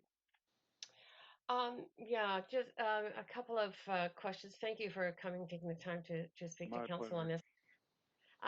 So on that last point you made around increased land values on the land that's already there on arterials, the same properties that we're talking about in this motion, that the land value has increased. In your opinion, have they increased? Those land values increased to the point where that's why we're not getting development at that scale of zoning? You mean, well, that's a complicated question. It's not but if you're profitable. talking- There's not enough return on investment. Well, I think you're already considering proposals throughout the city, for example, for four-story condominium development, and sometimes with incentives for rental versions. But certainly, four-story condominium development is something that you're seeing proposed and approved throughout the city. So the market is already delivering a substantial amount of housing. We may argue over whether it's enough or not. My larger point, Councillor Carr, is that if we want to get affordability, the products that are being delivered are not affordable, whether they're condominiums or market rental. And if you take an existing density level and allow only nonprofit providers the additional density, that helps their project pro forma in such a way, if you assume that those land values are going to stay stable at least, that makes their project pro forma operate in a way that makes it affordable for rentals. Right. Okay. That's affordability is certainly one of the issues that we're grappling with in this application. The other that we're hearing a lot of speakers talk to, though, is height. So I'm curious about your opinion. Can the height be lowered, even if, and to maintain affordability, as you say, even under circumstances where we may want only nonprofits to be involved, or co-ops or whatever, but definitely not the market sector, private sector. Can they build affordable rental housing at 4 stories? That's a terrific question. On the land rate. Right.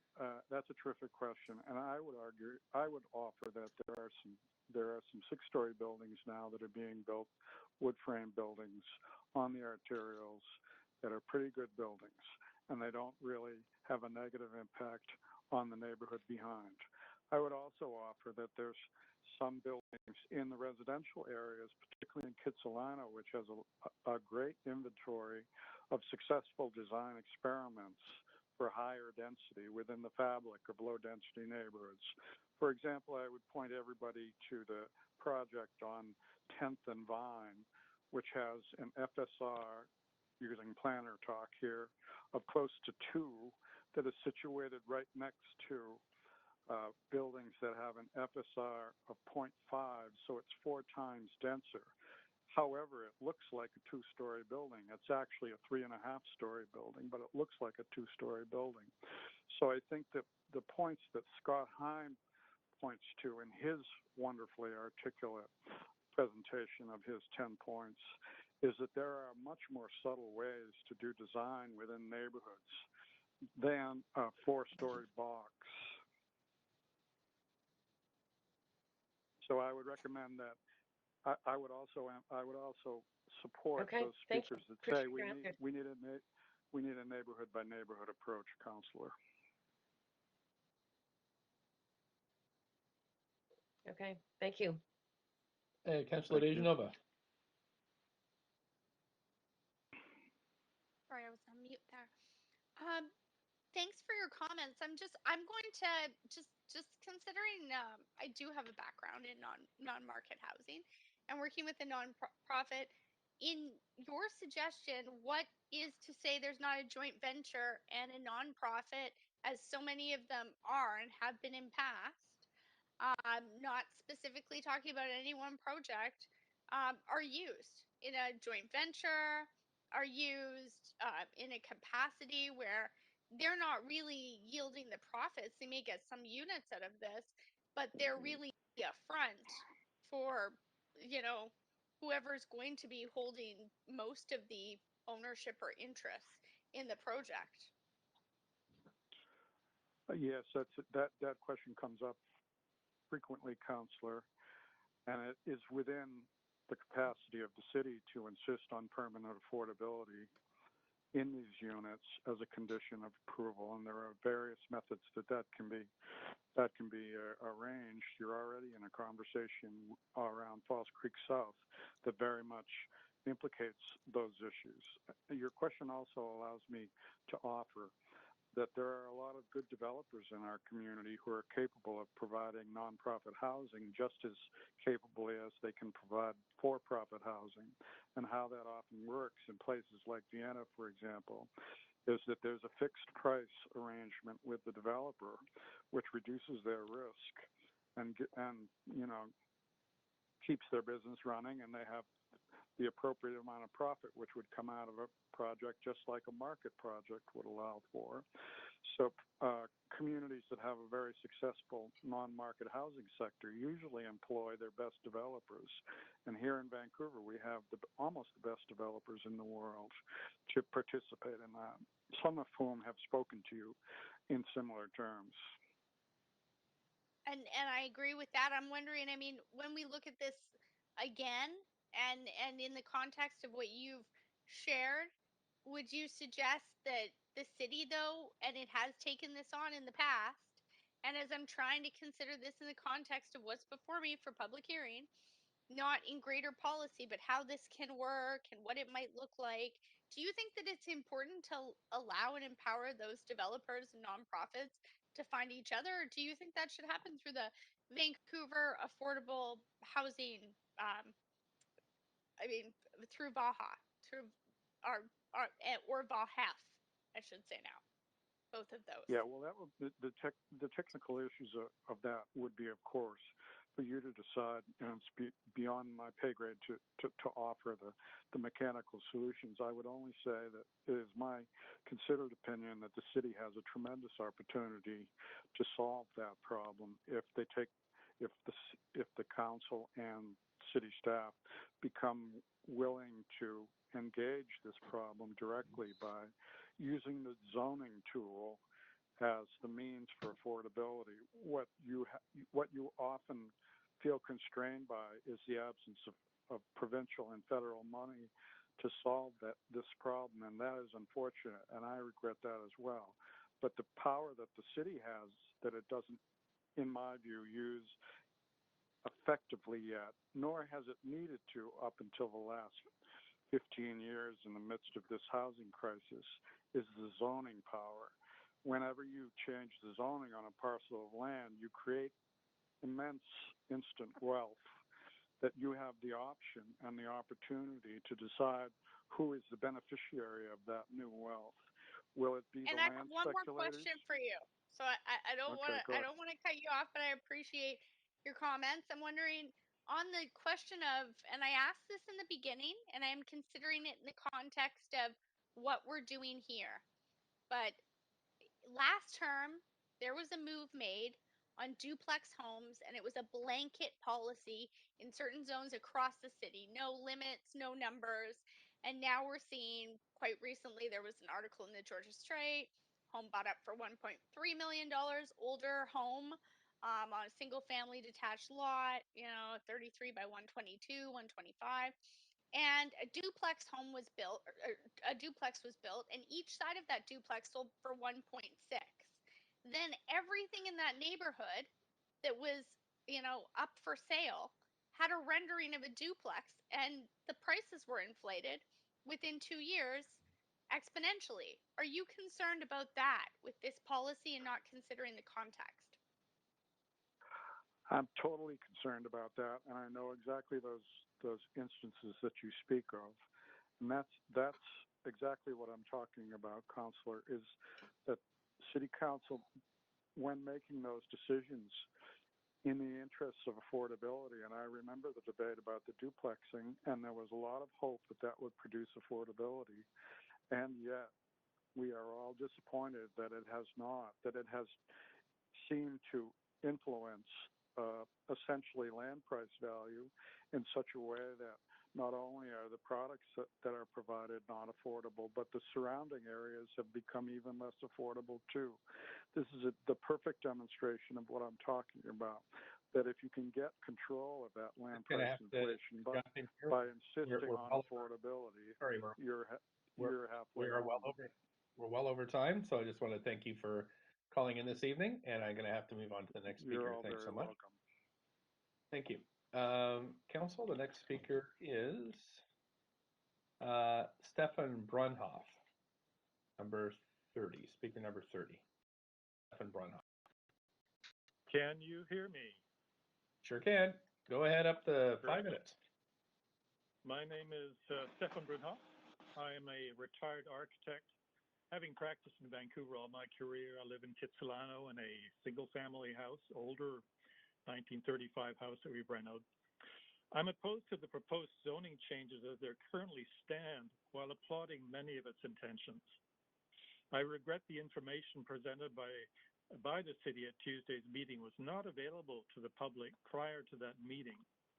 People could have had more time to respond to that updated information. Many of us residents in affected areas were also not notified of this potential zoning change. Why was that? The Vancouver Charter stipulates that parties affected by zoning and development amendments are to have a fair opportunity to understand and respond to such proposals. I am happy that the city is trying to encourage rental housing. It does look doubtful from what developer builder respondents have said that the 20% below market value housing will gain much traction with them, even with the 6-story inducement. Yes, we will have more rental, but the rental cost will still be prohibitively high for many, especially those earning minimum wage or even the new living wage estimated at $20 an hour.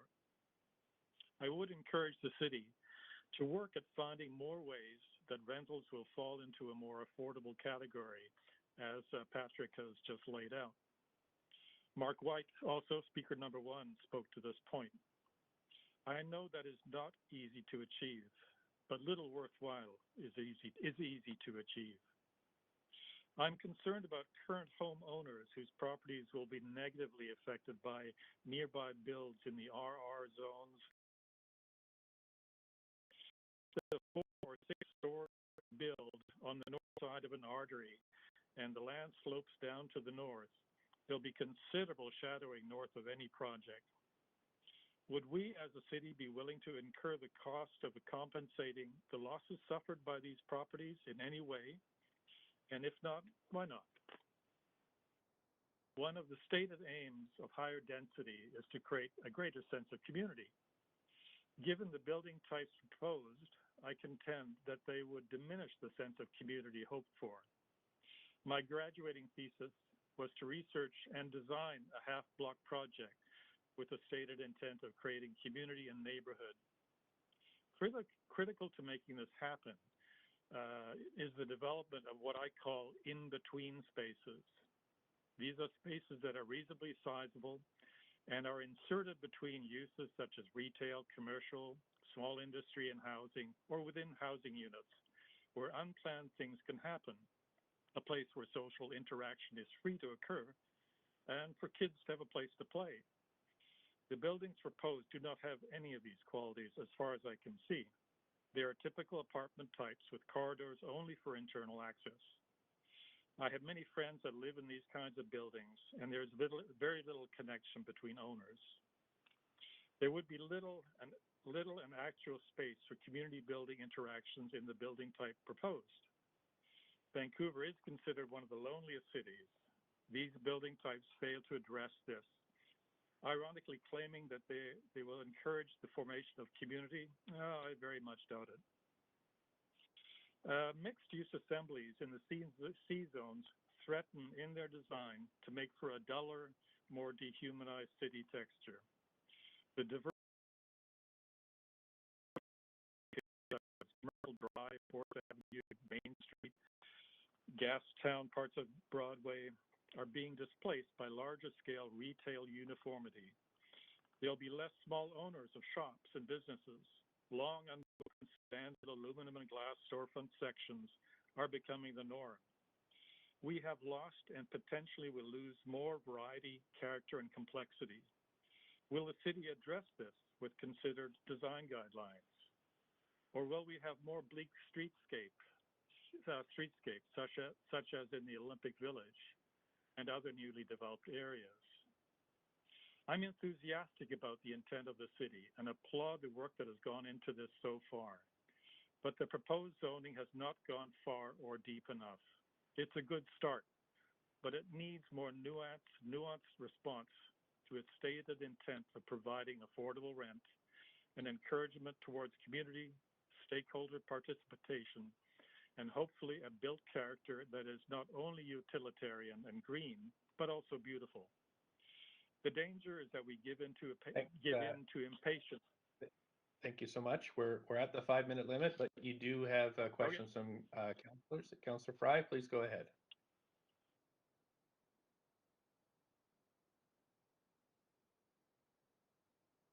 Councillor Fry? I'm talking away with my mic on mute. Thanks, Speaker. So just unpacking a bit of what you said, if I'm hearing you correctly, you do see an opportunity for more explicit design guidelines to sort of animate the retail store frontages and make them a little less banal and more lively. Yes? I think that would be a fabulous design exercise and problem to solve for the tremendous designers here and a lot of skill and goodwill. And I think if that was applied, there'd be a way forward to just having these generic solutions that are kind of boring. And I certainly think that that's an application that could be incorporated and is certainly worth considering as we contemplate this kind of work in the C2s. Now, I want to also go back to you. You obviously mentioned you're an architect and that achieving affordability wasn't going to be easy, but nothing worthwhile ever is, and I totally appreciate that. Do you have any suggestions as to how we could better achieve, from a professional point of view, how can we achieve the affordability? Well, it's a bit outside of my wheelhouse, but I think the previous speaker Patrick Condon, had lots of good points in terms of how that could be approached with various stakeholders, the city, nonprofits, etc. The affordable housing issue wasn't something I dealt with in my own career, but there's plenty out there. I think there's lots of ideas. Sorry, I just can't contribute anything. I think people like I was really looking for sort of an architectural kind of solution, and because there have been some pieces in here that contemplate, for instance, the more boxy formats could achieve better savings in the built form, through that architectural approach to achieve affordability. So I wondered if you could weigh in on that as a professional. Yeah, I mean, boxy can work. I mean, I've seen Renaissance buildings in Italy that are boxy and that are just gorgeous. So the design of that, I think, is workable. It's just a matter, I think, of making them have spaces in them that are amenities to people that actually create them. It's a real trade, between price of construction and price of building in potential amenities. And is there a way of finding money or financing sources for these extra kind of potential amenity spaces that would really contribute, that are perhaps outside of the box? I wish I had an answer to that. But again, I think there is a lot of creativity out there, and it would be worth exploring. Okay, thank you. Councillor Hardwick, up to 5. Thank you very much. I wanted to pick up on first the theme about loneliness in cities, which was something that you spoke about early in your presentation.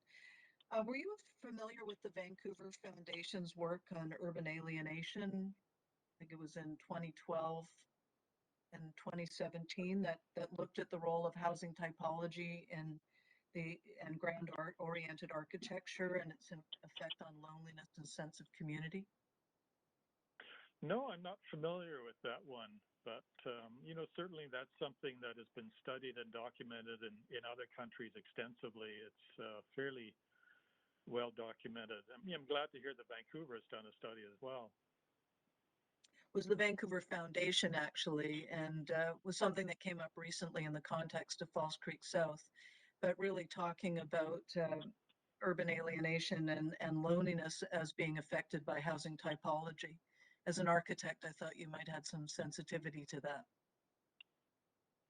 Oh yeah, I'm very sympathetic to that, and in my own work, that's very key. I'm always trying to try to eliminate the sort of built barriers and sense of alienation. I think that a lot of modern architecture, unfortunately, foists on us.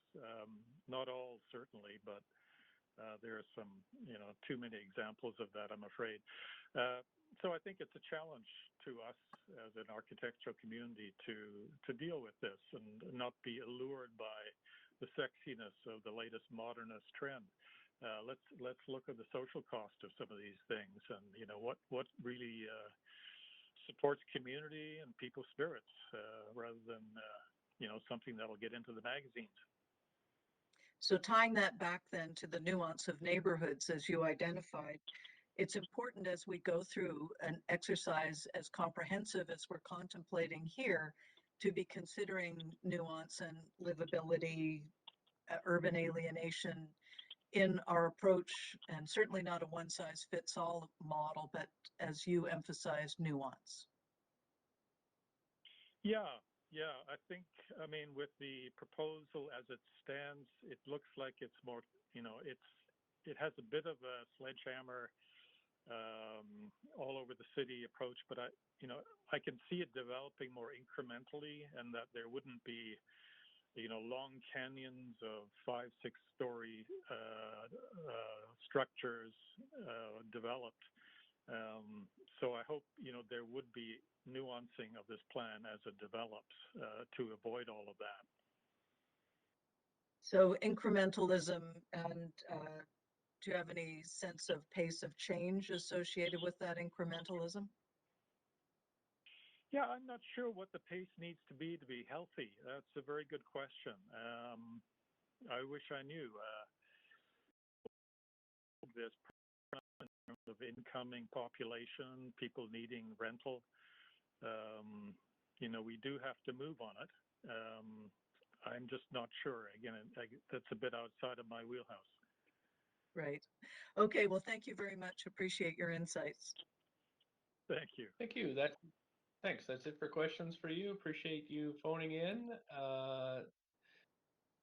Council, we're at 8:03. I suggest maybe we go through a couple speakers and then take a break. So let's go for speaker number 31 and 32, and then we'll take a 10-minute break. Speaker 31 is Kelly Talakio. Kelly Taleko. I am on the line. Can you hear me? Sure can. Up to 5 minutes. Please. Yes, it can. Great. Please go ahead. Good evening. Thank you. Good evening, Mayor and Council. I am Kelly Taleko, a Vancouver resident, and I am opposed to this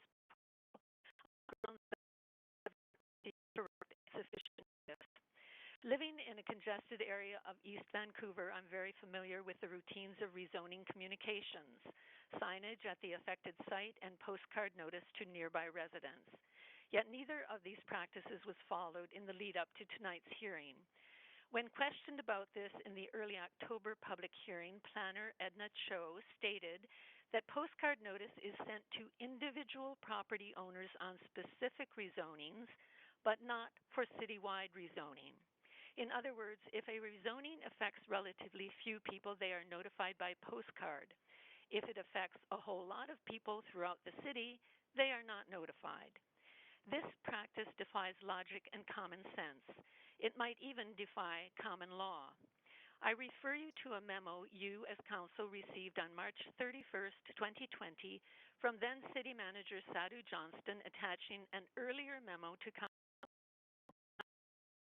2018 from then City Manager Gil Kelly and City Solicitor Francis Connell. That memo outlined Council's role in the rezoning process. After summarizing Council's duties under the Vancouver Charter, Solicitor Connell and then City Manager Kelly provided several paragraphs on common law duties. I quote as follows. Courts have considered questions about Council participation in the rezoning process. Court decisions apply certain basic principles, but decisions often depend on the circumstances of the particular case. The following basic common law duties can be distilled from these decisions, unquote. And I now quote the fourth bullet point in this section, quote, procedures related to public hearings must be consistent and clear. If a usual procedure is deviated from in a particular case, a court may find the deviation improper. The rationale is that even though the Vancouver Charter contains no legal requirement for the procedure, procedures once established can create a, quote, legitimate expectation, unquote, by the public that these practices will be followed. By way of example, staff notifies property owners within an approximate 2-block radius of a site at least 14 days before the public hearing of proposed zoning amendments, even though the Vancouver Charter does not require such notification, unquote. Mayor and Council, in the same way that you have been urged to take note of the world around us as you consider the city's response to climate change and housing solutions, I urge you to take note in the world and the city around us of growing distrust of government, citizen disengagement, polarization of the citizenry, and the influence of special interest groups discourse. Please do not proceed with this report until all affected residents and business owners have been correctly and legally notified. If, in the interest of expediency, you proceed without due process, you will be joining history's dubious throng of leaders and enablers who discounted the people they were elected to serve. Thank you and good evening. Thank you. Councillor Hardwick has questions for you. Councillor Hardwick? Thank you very much. So let me get this straight. Your argument is that there has been insufficient knowledge as a notice on this and that it has been inconsistent with historical practice. And since it's deviating from the norm of that historical practice, that has been precedents that have been established over time, that would potentially leave us open for legal challenge at worst and exacerbating the loss of public trust at best? That is correct. That is my point. Thank you. I'm glad that's clear. Thank you. Thanks very much. Thanks. We have, that's it for questions for you. Really appreciate you calling in tonight. We have speaker number 32, Stuart Smith. Hi there. Can everyone hear me? Sure can. Up to 5 minutes, please. Wonderful. Thank you. Dear Mayor and Council, I'm speaking in support of the streamlining rental policy. I'd like you to know it's not enough. I'd like to remind you that it's been watered down dramatically by people who already own all the housing they'll ever need in life. Despite being watered down, many of those same people are here in force, as always, to kill anything that threatens the sanctity of the original one-size-fits-all land use policy, single-family zoning. It's incredibly inequitable and unjust to force tenants to breathe arterial air, listen to arterial noise day and night, and risk death or dismemberment by car every time they or their children go out. And yet, it seems this is the best we can do. We aren't being asked if we would prefer to live on other streets. We aren't being asked if we should have the rights to all the streets of the city. We aren't being asked where we would prefer to live at all. We aren't being asked if we prefer a city with less cars so that life would be more tolerable on or off arterials. We aren't being asked if cities should even have things called arterials. And we most certainly did not get asked if we wanted to carve an exemption for empty Shaughnessy and West Point Grey mansions out of the policy. Instead, our choice is between the status quo, a slow mass eviction of everyone without land or landed parents, or this tiny, tiny policy tweak, allowing a few lucky souls to stay so long as they are content with diesel particulate wafting in when they sit down for dinner with their family. We should reflect on why we believe this is the best we can do. We should reflect on the forces that don't allow us to consider other options. I've heard that politics is the art of the possible. Perhaps that is what this is, a beautiful piece of political artwork representing what is possible today and not 1 square foot more, which is strange. When it comes to space to drive and space to park, there's no debate about what's required, and there is no limit on how much we'll do. It's just more private parking, more public parking. There's never enough. We know how the planning department specifying the maximum amount of parking. It's always more. So it's strange that we always know how to solve parking affordability, but when it comes to housing, we have these tortured long calls where we all debate about what the best strategy is, and then we all shrug and go away because none of us really care, I don't think. Well, the people who have housing, I guess, don't care. Anyways, there was one conversation about alternatives I heard tonight. It was Patrick Condon about the need for nonprofit housing, and that's great, but I worry that Patrick Condon is missing something very important. In the nonprofit world, the flip side of the price or the rent is a wait list. So to talk about insisting on affordability without insisting on a 0-month wait list is just trading unaffordable housing for unavailable housing. We need housing that is available and affordable. I don't much care how we do it. It can be public housing, it can be social housing, but I know for damn sure it won't be single family housing. This report talks of areas that are most suitable for rental buildings, AKA most suitable for tenants. Let's be clear, all of the city and all of the region, every lot, every street, every neighborhood, every city are suitable for people, period. Whether they rent, whether they live in non-market housing, whether they live in an apartment, whether they live in a house, whether they have no housing at all. All the land in the region is suitable for housing that they need. This policy won't solve our regional housing shortage, nor will any other single policy, but it will let a few hundred people a year live closer to where they'd like to live and mean a few hundred fewer tenants for existing landlords like mine. Apartment tenants deserve the right to live in every part of the city, and this policy will give them a few more options, so it's worthy of support, even if it could be much, much better.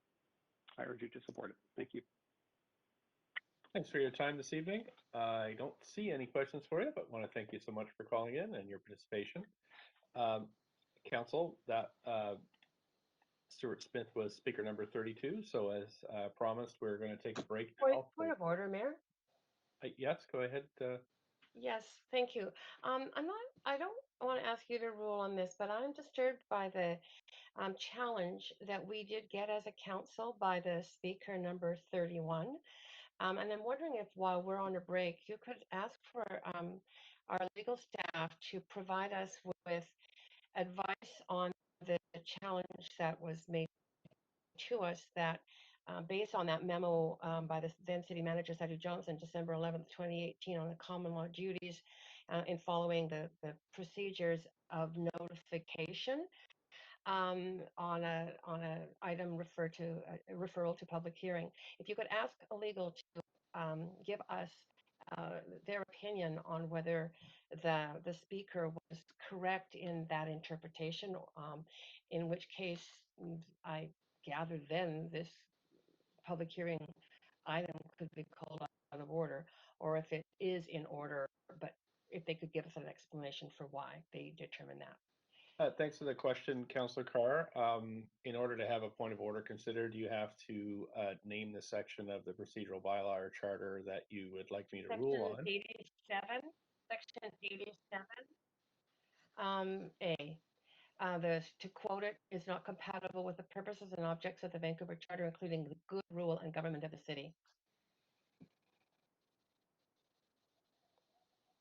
Okay, we have had already legal briefings on this question, but I will look into this and provide a ruling when I get back. Thank you.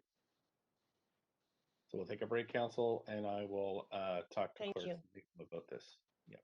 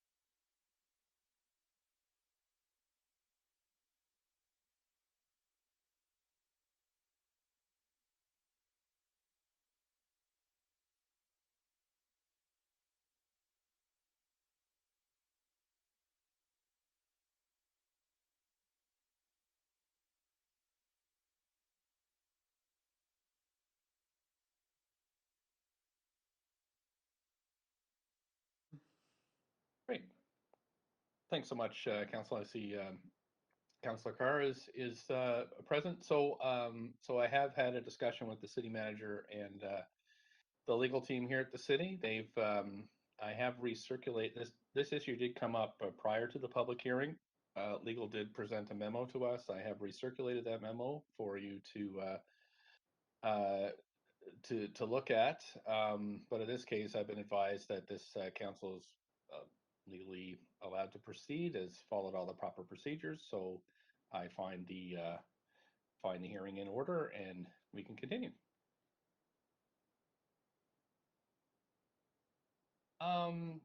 Clerks, next up is speaker number 33, Rhiannon Fox. Hello. Hello. Thanks for calling in tonight. You have up to 5 minutes. Great. Thank you for the opportunity to speak in support of this proposal. I'm a resident and a homeowner in the Hastings Sunrise neighborhood in Vancouver, one block off a street that could be affected by the streamlining rentals proposal. Although I don't believe that this proposal goes nearly far enough, it is certainly a step in the right direction on several fronts. It helps to address the severe housing crisis plaguing Vancouver. It helps to fight climate change and habitat destruction, and it will make our city and our neighborhoods more vibrant, welcoming, and equitable. I won't belabor the issue of the housing crisis, as that has been fairly well covered by other speakers. Suffice it to say, streamlining construction of rentals means more homes for more people. It's true that we need more below-market housing, which 20% of the units in the 6-story buildings will be, but we actually need more market housing too. Lots of people who could afford market rates still can't find places to live in the city because there simply isn't enough housing. Second, streamlining rentals is an environmental win because it increases housing density. Research has shown that doubling urban density can reduce carbon pollution from household travel by nearly half and residential energy use by more than a third. Currently, many people who might prefer to live in the city and rely more heavily on public transit or active transportation have no real choice but to live in the suburbs, which often requires a long commute by personal vehicle. People living in apartments are less likely to own vehicles and more likely to use transit and active transportation. So particularly if the city eliminates parking minimums, this may well result in decreased vehicle use. Additionally, increased density in the city will cut down on the habitat destruction caused by the ever-increasing suburban sprawl that we're currently seeing as people are forced out of the urban core. I've heard some concern that increased density will lead to loss of green space and tree canopies, but the theoretical future residents of these potential rental buildings already exist. By not providing them housing in the city where it would be more space efficient, we're just outsourcing those impacts to elsewhere. That said, I do certainly hope that tree canopy and green space will be preserved where possible. Third, this proposal will make our city more vibrant and more equitable. As young people increasingly can't afford homes in the city, they tend to move out, leaving neighborhoods with few families, few children, and little public life. By streamlining rentals throughout the city, we'll be inviting life back into these neighborhoods. Also, by allowing some rentals, although not nearly enough, to be built off of arterials, we're taking steps to provide renters with healthier living situations. In 2005, city policy recommended that new apartments be located on arterials to, quote, shield to some extent adjacent single-family homes from the noise of arterial traffic, acting as a buffer. Nobody's home should be a buffer for single-family homeowners who already tend to experience a much higher level of privilege. Research shows that living on high-traffic streets has negative health outcomes, including shortened life expectancy, increased rates of childhood asthma, and increased rates of dementia. This proposal takes a preliminary step toward righting this ongoing wrong by allowing at least some apartment buildings where renters can enjoy some of the improved health outcomes of living farther away from traffic noise and pollution. I hope that if this proposal passes, the city will move quickly to take this even further, allowing rental apartments to be built adjacent to parks and on schools and on quiet neighborhood streets, and making Vancouver a more equitable place for all. Finally, I want to recognize my extreme privilege to be a homeowner in Vancouver. Because of the affordability crisis, my family only managed this because we were fortunate to have financial help from family and were able to work out a co-housing situation with a friend. I'm disheartened to see the lack of empathy on display by other homeowners who were similarly privileged or who were perhaps fortunate to buy when the market was more affordable and who now seek to limit others' ability to move into their neighborhoods. It is disappointing to see people place a higher priority on views, street parking, and nebulous aesthetic values than they do on providing homes for fellow human beings.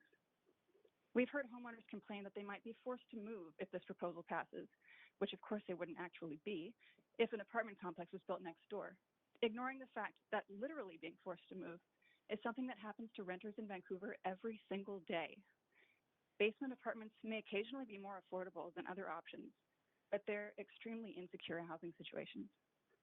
We've heard complaints that current residents don't feel there was enough neighborhood consultation on the proposal, despite the fact that there have been multiple rounds of consultation, and that single-family homeowners continue to have much more of a say in the city's policy than almost anyone else. As a homeowner myself, I don't believe that buying a home means buying a neighborhood and dictating who is allowed to live there. We are fortunate to live in one of the most beautiful cities in the world. Let's welcome more people in instead of shutting them out. Thank you. Thanks so much for phoning in tonight. I don't see any questions for you, but want to thank you for your participation in this debate. Thanks, and I'm going to move on to speaker number 34, who is Nazim sorry, I don't have my glasses on, Zubairi. Zubairi. Hey, can you hear me all right? I can, thanks. I'm sorry if I've mispronounced your last name. No worries. Hi, my name is Nassim. I'm a resident of Vancouver, and I'm speaking to voice my overwhelming support for this proposal. We've heard a lot of concerns about neighborhood character thus far, and as a renter, I wanted to provide another perspective on this specific issue. My wife and I rent in an apartment in downtown West End. We can see West Georgia Street from our window, which is a whopping 7 lanes wide. And on the other side of the block, we're flanked by 2 more arterials. In the summer, West End gets a massive influx of tourists renting bicycles to visit Stanley Park. During this time, I see pedestrians squeezed onto narrow sidewalks and overflowing into alleys. They walk their bikes to the park since there's nowhere to cycle safely. Instead of bike lanes and sufficient pedestrian space, we have wide roads and free parking for jumbo-sized vehicles, making for an environment unsafe for children. Nobody is going to wait around to chat with their neighbors standing at the corner of Denman in West Georgia. We've heard a lot about the importance of preserving neighborhood character in single-family home neighborhoods, but what about our neighborhood character? If you were to take either of the 2 arterials facing our building and compare them to a similarly sized street in a city like Amsterdam, you would find bike lanes on each side, more plants and greenery, peaceful outdoor seating, wide sidewalks, pedestrian priority for street crossings, and only 1 or 2 lanes of 30-kilometer-an-hour traffic with limited car parking, or better yet, space for buses or trams. That street would be far more financially productive. It would be a far more enjoyable place to be and transport far more people. The world is changing, and most people have no choice but to come to cities to access economic opportunities. When we deny density, people live further and further from the places they need to be, forcing them to drive and to take more trips. Low-density single-family home neighborhoods are designed around the premise of limiting the negative effects of car traffic in their own neighborhoods while maximizing it in ours, which is why I find it a bit ironic there's so much pushback for us to access their neighborhoods in the form of housing. We cannot talk about the consequences of density on single-family home neighborhood character without also mentioning the consequences of a lack of density on ours. We need to create dense, complete neighborhoods so people can access their essentials within a reasonable distance by walking or cycling, drastically reducing the number of car trips and make it financially viable to build public transit connections to those areas. Not fair to say this proposal is an attack on single-family home neighborhood character. Rather, it's about whose neighborhood character we choose to prioritize, that of the few or that of the many, and whether we choose to incentivize sustainable and environmentally friendly forms of land use and transportation. Thank you for the opportunity to speak. Thanks for your time tonight. I'm just checking here. I don't see any questions for you, and I'm going to move to speaker number 5, who is just Marlene, no last name. So Marlene, if you're there, could you let us know your last name? And you have up to 5 minutes. Marlene Wickman from Vancouver. Do I have slides? I don't know. Have you sent them in prior to the meeting? Oh, I sent them several days ago, probably on Sunday. Okay, I'll just check with the clerk and stop your timer. We do have slides and they're being loaded. Perfect. Thank you, clerks. All right. I will just wait okay, 1 second. So first, okay. Just going to make sure that they're up so the public can see them, and I'll just let you know when you're ready to go. Great, they're up now, so please go ahead up to. Yep. Okay, all right. First off, thank you, Mayor and councillors, for this privilege to speak to you tonight. I am opposing streamlining rental around local shopping areas. Originally, I was going to talk about aesthetics and proportions, but after Tuesday night, I changed my talk altogether. So I'm just going to go quickly through the slides. The first one was disproportional representation of houses versus the buildings. The buildings have 11-foot high floors. Second slide was about a cold, kind of closed aesthetic. And the third slide. I'll just move the slide for you. So clerk, so if you can move to the next slide.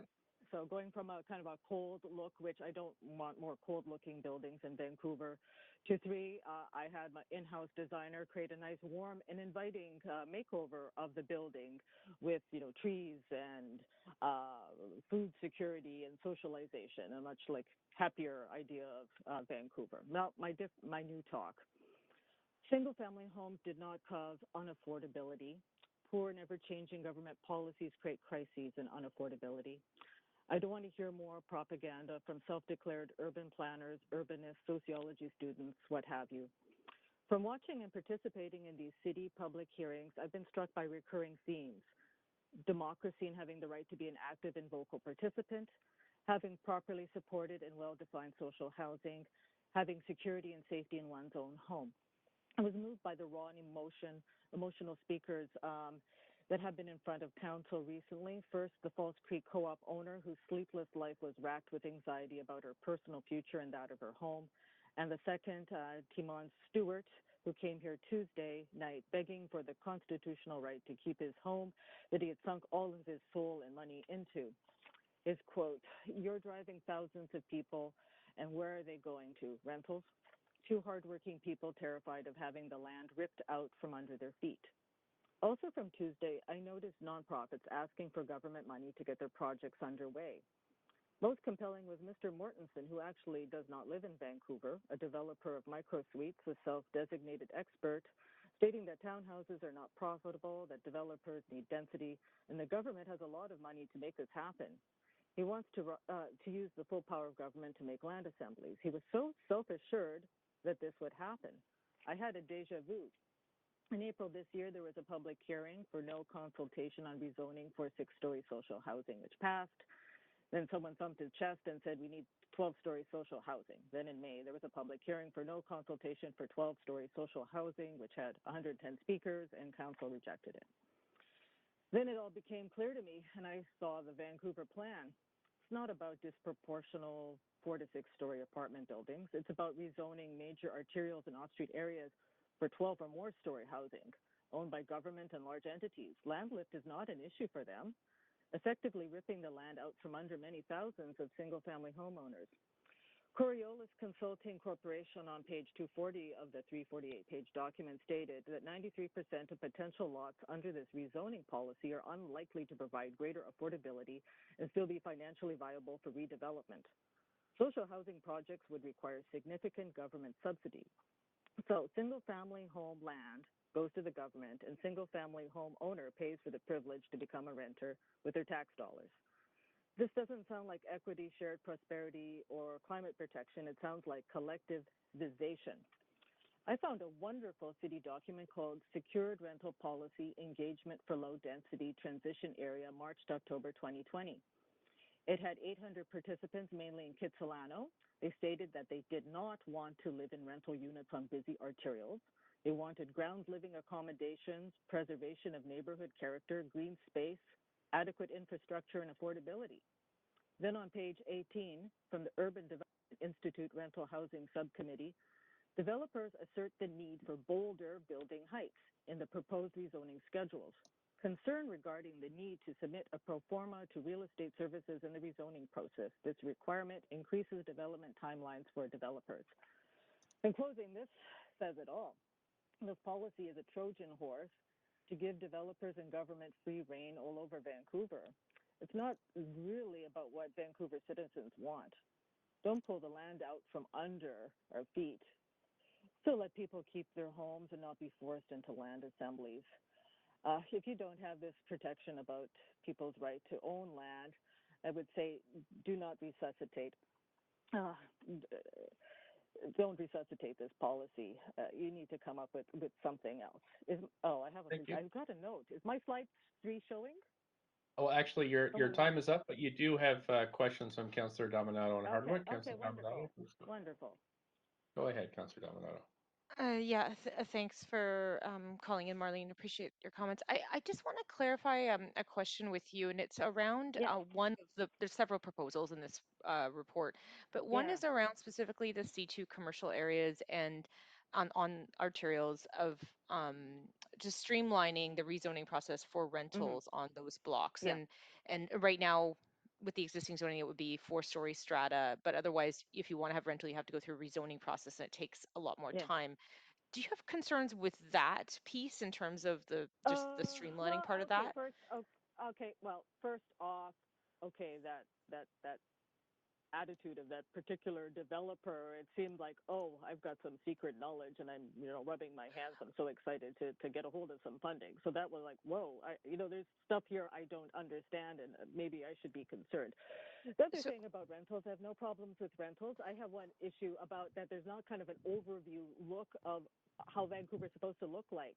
I think city planners are supposed to be using like PDFs. I read a City Watch article about that. Why isn't the city virtualized so everybody can see things in 3D, the right proportions? You can see what's missing. Okay, you have a nice kind of consistent look.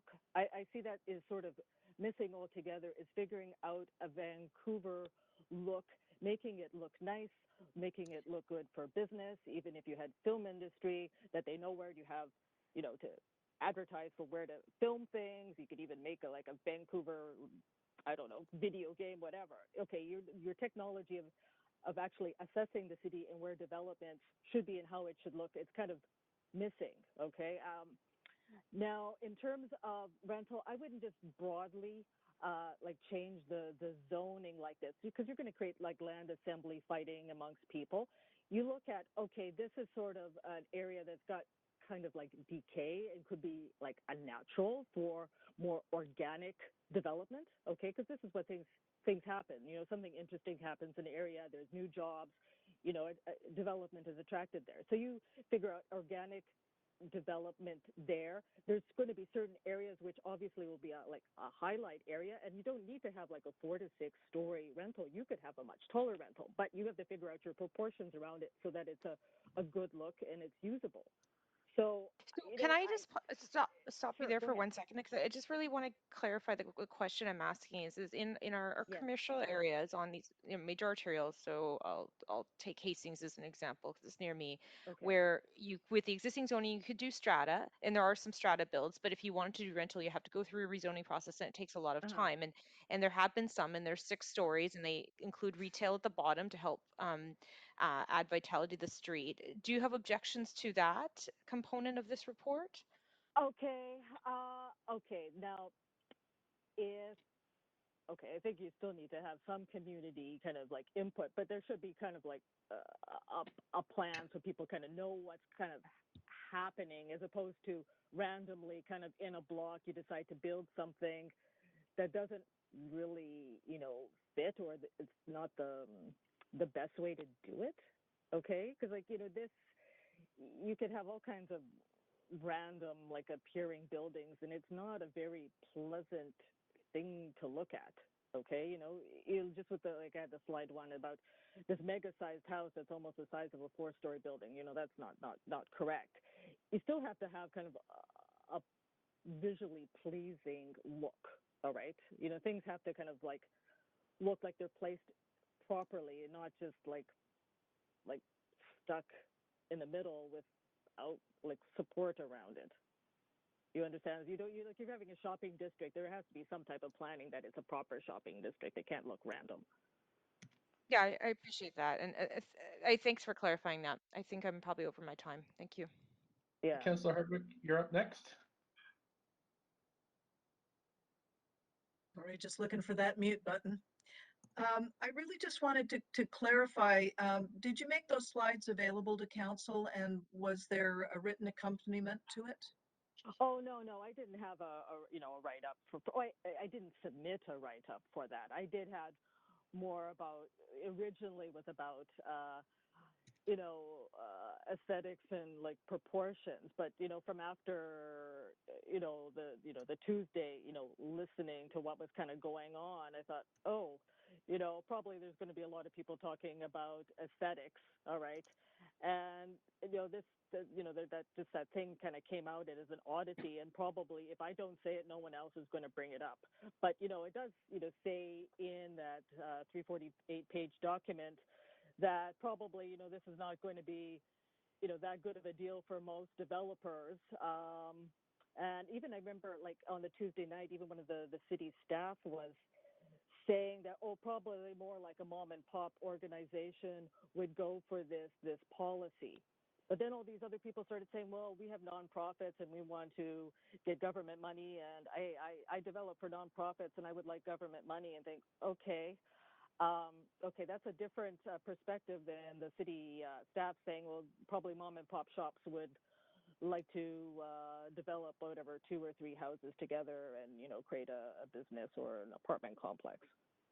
I know that probably deviated from your question. Yeah, I just but I wanted a slide 3 because my daughter drew that. I even have something for Councillor Pete Fry with a vegan food lab, so I still wanted to have that slide up there. Just out of interest, what neighborhood do you live in? Oh goodness. All right, I have to out myself. I live in like Kensington, Cedar Cottage area. Yeah. Okay. Well, thank you. Yeah. That's not really You're outing welcome. yourself, but appreciate it. And I saw a smile from Councillor Fry. I think he appreciated the slide. Oh yeah, I'm all for it.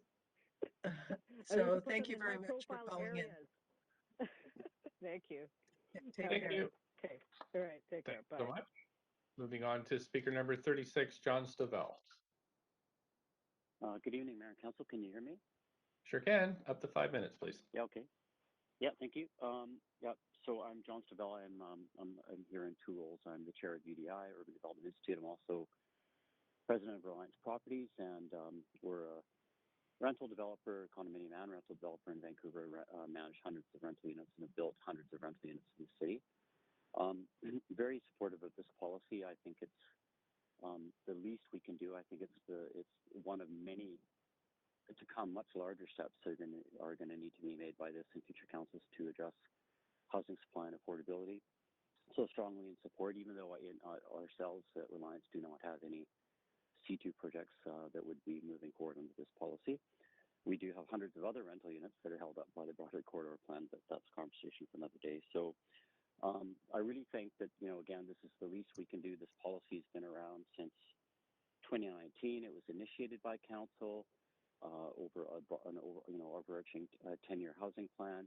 It's been well supported by staff. I've seen it come to council before and be strongly supported, and then unfortunately it got kind of kicked down the road, and here 2 years later almost we're still dealing with it. It's unfortunate that the best we can do to improve the lot for renters is arterial development, but it is a good beginning, and I hope it's the beginning of a much more significant and equitable land use across the city for renters. It's odd to me that we choose where people can live by the tenure or the type of housing they have. It's just something that's wrong. It's going to have to change over time. So very much in support. And a couple of things I also want to say is that rental is on a knife edge. We've had a good run with rental 100 and MRF and secured market rental housing and West End inclusionary zoning, but now the headwinds on rental are strong.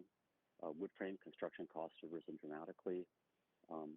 Developers are quite steadily now switching projects back from rental to condominium. I'm looking at a condominium development on Broadway that is 4-story that could have been rental if the Broadway Corridor Plan had been moved ahead, but faster. But now we're going to build 4-story condominium, and the price is frankly is unachievable for many people. And we could have built rental there. So it's an addition that hasn't been talked about is that rental requires about 45% of the costs be funded directly by the developer versus the financing, whereas condominium is about 15%. So a developer can build three condominium projects for the same amount of equity that they can build one rental project. So it's certainly not for everybody. We need to do everything and anything we can do to encourage developers to choose rental over condominium, where they can. And so again, very strongly in support. Thank you. Thanks so much for calling in this evening. I don't see questions for you, so we'll move on to question speaker number 37, Luke Anton Solvang.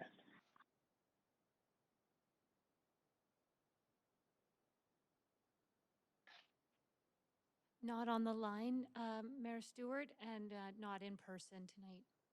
Okay, thank you. We have speaker number 38, Stephen Boas, who is listed as being in person.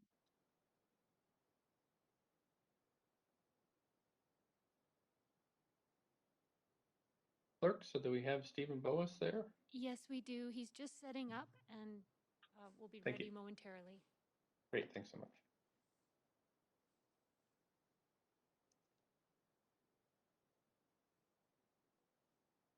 If you can start with slide number 5, and then it's just a set of JPEGs.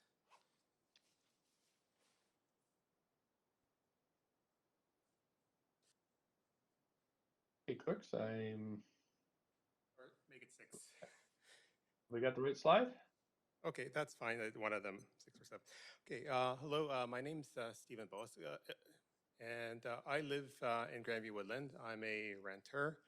I work in Fairview, and while this proposal before you is called streamlining rental around local shopping areas, it actually affects C2 zones in Grandview Woodland, in Fairview, in Mount Pleasant, areas that are supposed to be exempt, or they're not supposed to be exempt, but there's a sub-area A, and I'll talk about the impacts there. We can go to slide number 1. Okay, this applies to the other zones above 60, but in section 4.32, there is a wording there to allow for 15.3 meter heights to increase the height of C2 for all zones across the city in C2 from the 13.8 meters by over 5 feet. Next slide. And the issue that I have as someone who enjoys the small shops is the scale. When you look at the slide, which is from East Hastings and Vancouver Heights, you can see the huge floor height of the first floor. And you look at the building beside it, you have an intimate floor height. You've got a small shop there, and there's a different scale of the streetscape and so on. So a lot of the new buildings that are being approved, whether it's at 6 stories, they've got these enormous floor heights, and they have large shops usually. And if you go to the next slide, please. That's also on East Hastings and Hastings Sunrise, and you can see the chain stores come in. So you have large floor heights, large floor plates, high rents, and often only the chains can rent here. So you're essentially creating a chain store zoning by increasing the height by that 5 feet. Next slide. And what you have in Grandview Woodland and in other rich communities like this is you've got this like intimate scale. You've got small frontages. We had 25-foot sizes of store frontage. And this is actually a relatively new store at Venables and Commercial Drive. And it's also fitting into the current streetscape scale. Next slide. The experience of walking along Commercial Drive is a very, very rich and varied experience because of the small store frontages. You always see something new, and there are a lot of mom and pops. Next slide. There's a lot of street activity, and this is essentially activated by the small stores and the frontages and the rich frontages. And what happens if you add a very, very large store with a high frontage or a high ceiling, and you have a bit of the streetscape that's committed to one store. So this can make for some very, very bland and boring streetscapes, impersonal, and also with a new development being out of scale of the current scale of Little Italy and Commercial Drive, and even in Main and 14th and other parts of the city that are very similar in scale. And next slide. If we look at, there's a lot of local shopping. I shop here, I walk here, I bike here on Commercial Drive. And raising the heights of the ceilings and having those enormous floor heights actually is going counter to the climate emergency goals of council, because you essentially have to heat another 5 feet of volume of air that you have to heat. You have to construct that extra 5 feet of concrete or wood or whatever, and that all adds up over the life of the building. So you're going counter to the climate emergency goals by just raising the floor heights in C2. It's not just the streetscape that's affected. Next slide.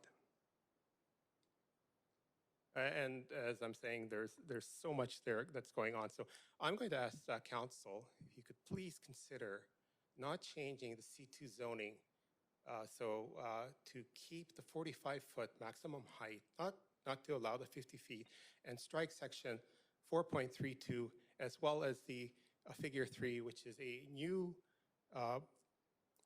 zoning envelope, new setbacks that are proposed, because I think these are incompatible with the Little, and they would change the nature of the drive in terms of driving out mom and pops from new developments and just bringing in the chain stores. And I haven't heard anyone say that they really want more chain stores on Commercial Drive.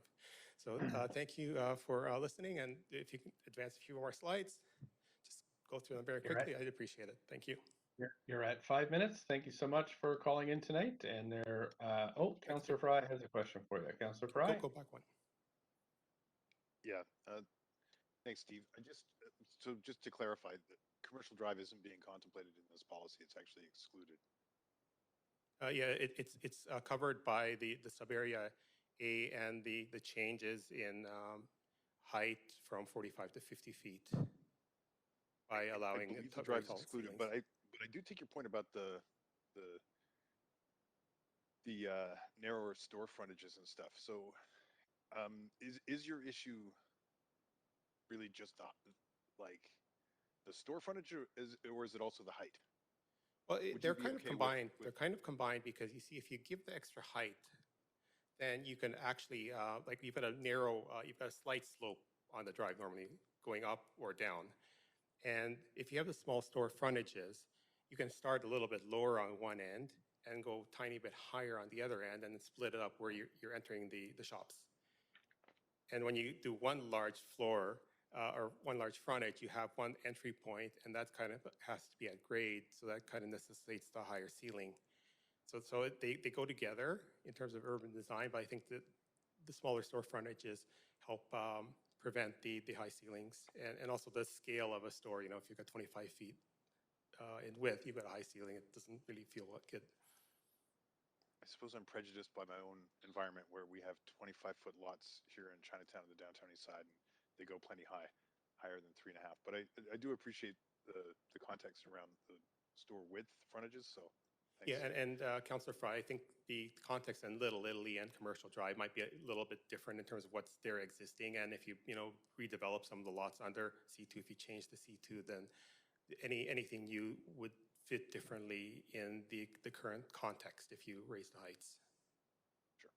Thanks. Thanks so much. That's it for questions. Appreciate you coming in tonight. Council, we're moving on to speaker 39 of 80. 39 of 89. And that speaker is Ben Hand. Hello. Hi there. You have up to 5 minutes. Please go ahead. Hi. Thank you, Mayor and Council. My name is Ben, and I am speaking in full support of the streamlining rental proposal. I am a renter, and I live in a purpose-built rental building in Fairview. I am privileged to call this neighborhood of mixed apartments my home, where the streets are quiet, dense, green, walkable, and livable. Many of my peers do not have the same privilege and are forced to choose basement suites, laneway houses, and a few limited options on arterial streets.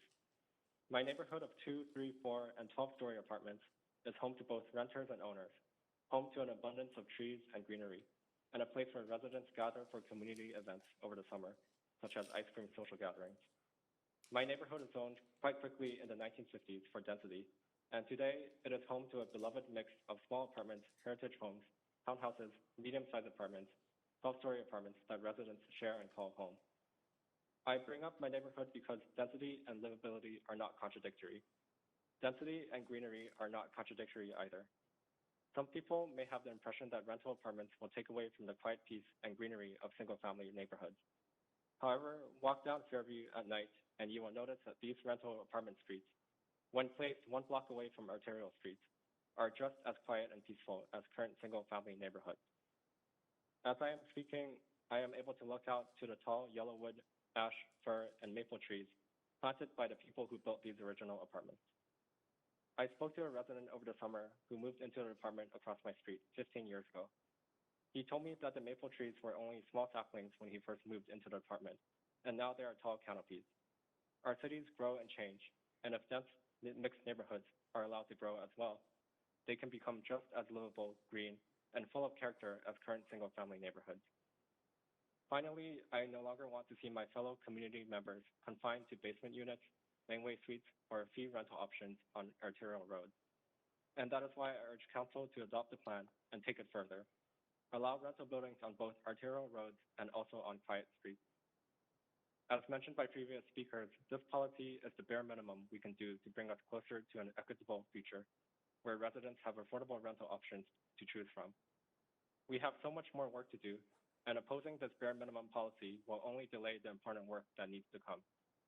Our city will continue to change and grow, and I urge Council to nurture this growth, adopt this policy, and begin focusing on the next steps to building an equitable and resilient city. Thank you. Thanks for your coming in this evening. There are no questions for you. I appreciate your participation. Thanks again. Council, on to speaker number 40, William Cleveland. Speaker number 40 is not on the line. Thanks, clerks. We have speaker number 41, Tim Grant. Good evening, Mayor and Council. My name is Tim Grant. I'm a Vancouver resident and representing PCI Developments this evening. I'm speaking in support of the recommendations as presented, and understanding how many speakers are on the docket tonight, I'll just go really quickly through what I believe are 4 key points. The 6-story form has been generally accepted and proven successful throughout the city, and removing the requirement for rezoning for rental would reduce the rezoning burden on staff that obviously is a big issue with the workload that they're currently facing. Secondly, removing the requirement for rezoning for 6-story rental would save 18 or more months from a potential development schedule, which will reduce the development cost and help support the decision of rental versus condo on the key arterials. Thirdly, the additional height offered in the retail would be very significant in terms of improved retail spaces and improved street fronts. And it's frankly been a long challenge for developers as they've been approaching the C2 zoning in the past. And finally, I think it's really important, this recommendation in light of the climate emergency that the city is facing, particularly off arterials as proposed. More supply, rental supply, will help get more people living closer to shops, transit, and schools, which would be a big move to support climate emergency goals and make for better neighborhoods. Thank you very much. Thank you. Questions from Councillor Dejanova? Thanks so much. I'm just wondering if you think that this possibly leaves still some density or opportunities on the table above and beyond 6 stories when we're thinking about not just rental, but some of the other types of affordable housing that could be co-located, such as looking at affordable home ownership and other programs that CMHC and BC Housing are currently funding. Just wondering if you feel that maybe there's still possibilities for more density to deepen affordability in this policy. I think this policy is a really important step, and I'm not suggesting that it would solve all the issues, and certainly there's other opportunities that I'd suggest could be reviewed. But I think this is a really important step and makes a really important statement to the community at large in terms of the importance of rental housing and what we expect from all of our communities across the city. Okay. Just a follow-up question to that.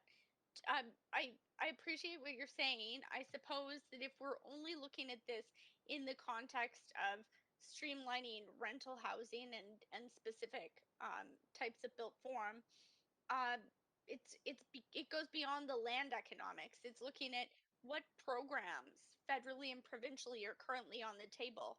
And some of those include affordable home ownership. So whereas, you know, an applicant, you know, nonprofit or, a private, developer or a joint venture could come together to do either of those, affordable home ownership through BC Housing's program or streamlined rental. In this specific context of what we're looking at in the amendments to zoning bylaw, that would be off the table. So there, it would only be open to 6-story rental, and to go above and beyond that would include, as you mentioned in your presentation, a process that takes a long time and can raise costs in housing. So I'm just wondering if you think that above and beyond this, that needs to be included or considered. I think within this, like I said, I think with those are really important programs, and in my perspective, I work for a market developer. I'm also involved with a not-for-profit developer on a volunteer basis.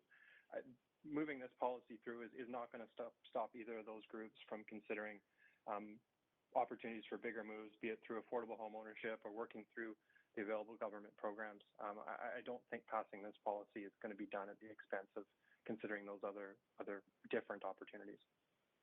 I understand, but incentivizing one policy really does incentivize building one form of housing or one type of housing. I'm wondering if you feel that perhaps we would see not only rental streamlined, but do you think other types of affordable housing should also be streamlined? You've made it very clear you think this should be, and I appreciate your comments. I'm just wondering, do you think that we should also look at streamlining and incentivizing other types of affordable housing in these zones? I think that would be something that staff, the housing department, should be looking at for sure, and I believe they are.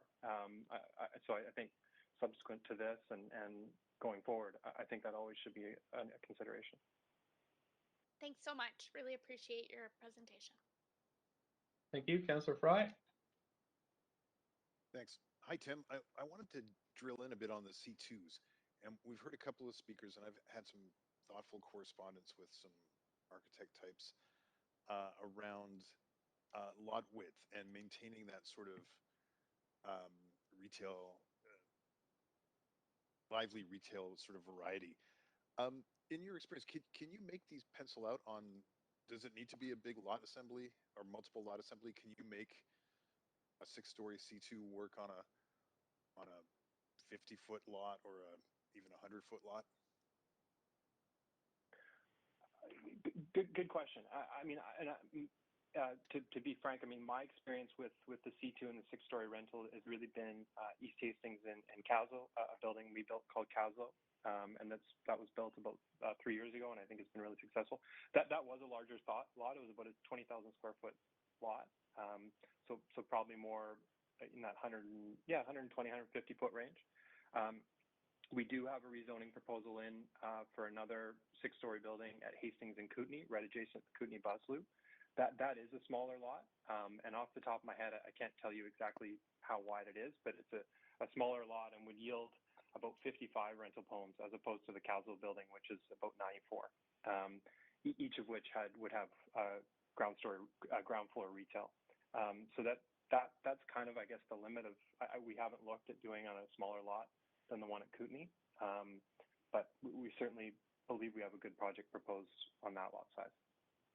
Yeah, fair enough. I thought I'd ask because I know I was familiar with the Hastings project and thought maybe you might have some insights, because I think that's one of the things that we're looking to maybe hopefully see is, some sort of design excellence that maintains some of the character of our retail high streets and not go big box necessarily.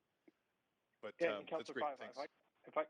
If I could just add really quickly, I would say that, taking this approach, I think would enable people to be considering that. Being able to go into a development permit phase as opposed to having to carry the smaller sites through a longer rezoning period. I think that's going to open the opportunity to be considering it more on smaller sites, particularly if you have the ability to have some extra height in the retail, which in my experience, big or small users, mom and pop or national tenants, a higher ceiling in a retail space makes for a more pleasant experience, and certainly from a business perspective is more attractive to the businesses that'll be operating there. So forgive me, if you could just expand on that a little bit. You're saying because you don't have to go through the sort of the time commitment and the uncertainty of a rezoning, this would allow you to be a little bit more creative with the, so I don't want to put words in your mouth. I think so. Yeah, absolutely. And I think also it would enable, people that maybe own smaller sites, that they're looking at a less daunting process and being able to go right to a development permit. It certainly takes less time to go through, and you're coming in with a more specific set of requirements that you can be working directly with the city on. So I think it becomes a more palatable consideration for people as they're looking at redeveloping their properties. Super helpful. Thanks, Tim. Councillor Weeb? Yeah, thanks, Tim, for coming in today. You talked that this process will remove the cost of about 18 months of going through civic processes. It will remove parking costs as well as simplified built form that should reduce building costs. Can you talk about how those costs can be translated into affordability through these projects? Well, I think that the key one is just the decision of building a condo building versus building a rental building. And I think John Savelle touched on it earlier about their decision as they can build a 4-story condo under existing zoning, or the alternative would be to go and rezone for a 6-story rental. And that is a very difficult financial decision to make in favor of rental. I mean, rental is just frankly does not stack up as well from a purely a financial basis to condo development. So being able to cut that timeline down on that 18 months does reduce your holding costs.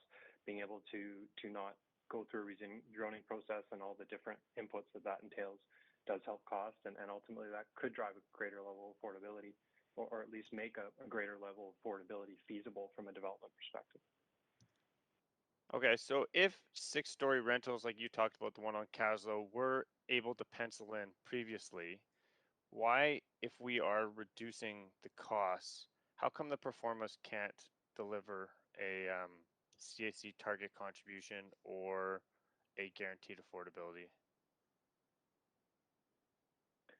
At 6 stories, they're really challenging.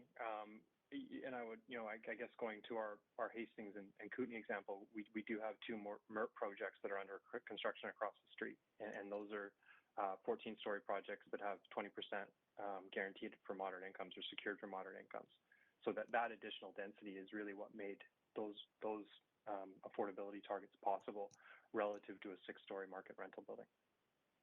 And do you see by from a sorry. But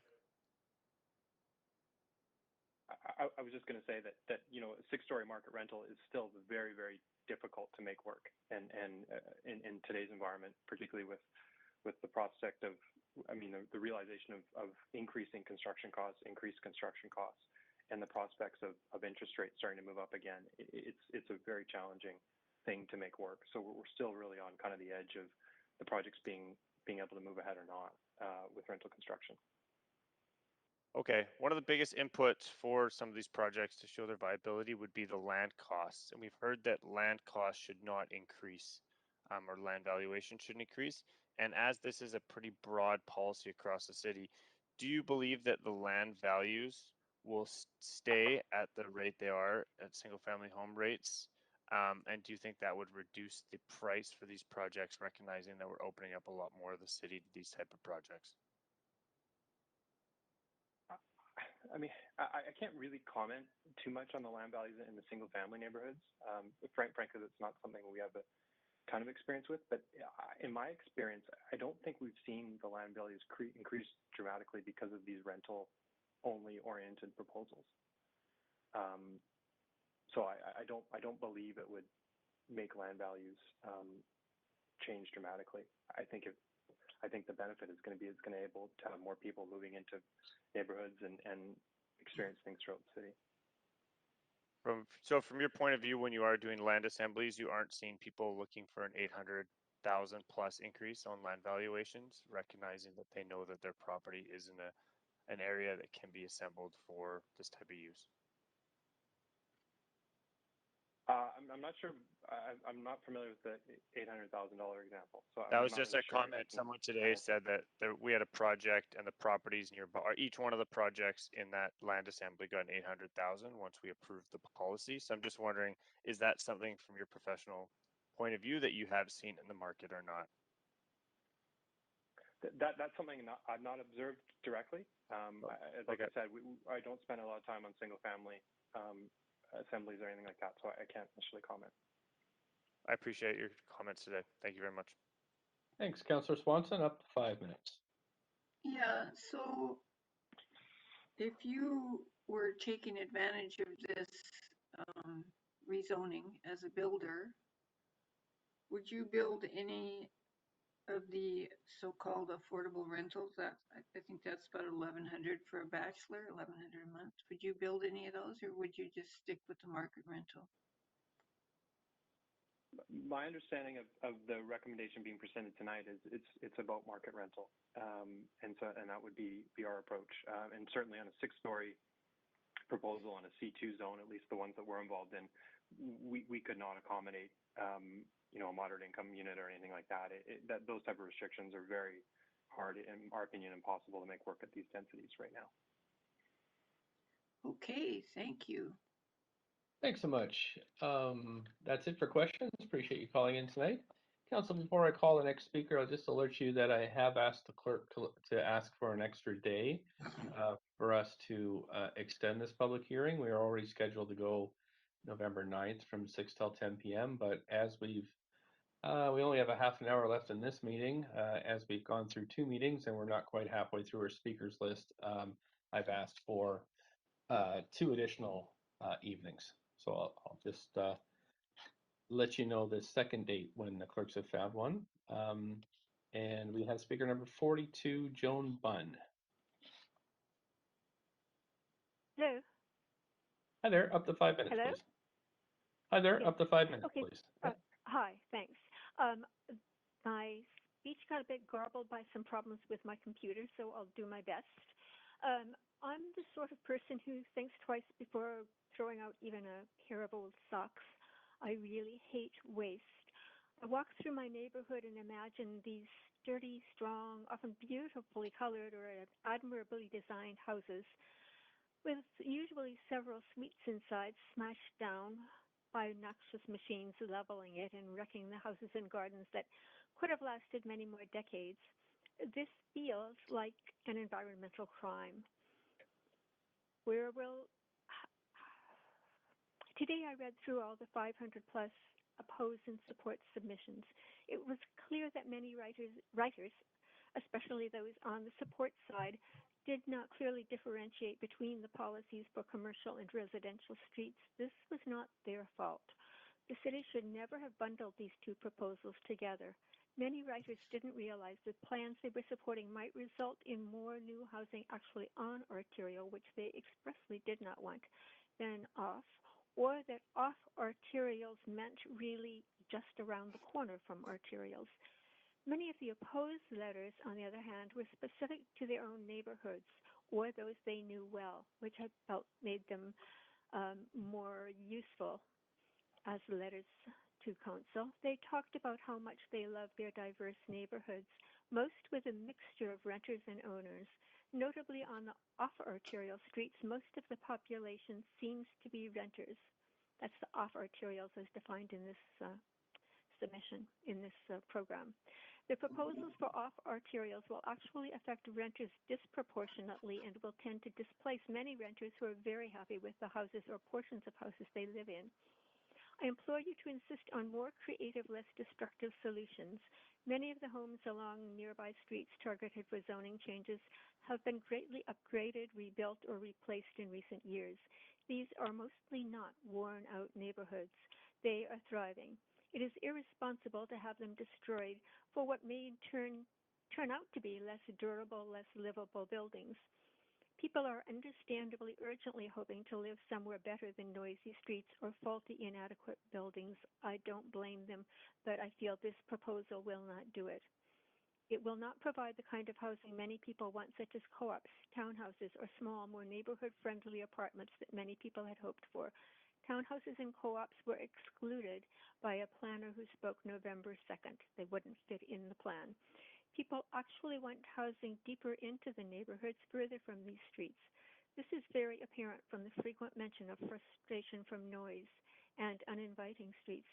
Can this be achieved better than by sacrificing street after street of currently sound, modest housing? A letter on the support side actually made my point regarding the environment better than I can. Biologist Julius Satono made a very eloquent plea for protection of Vancouver's urban forest. He states that the city must, quote, accommodate the retention of the giant trees that are already in place within the city. He adds that big neighborhood trees are, quote, important to the mental and emotional health of city residents, and praises, quote, urban giant trees. He states that, quote, as a biologist, I cannot overstate the importance of protecting Vancouver's urban forest, especially the largest trees. My concern is that the planners who've proposed these new arterial and off-arterial zones have not actually walked the streets painted blue on their maps.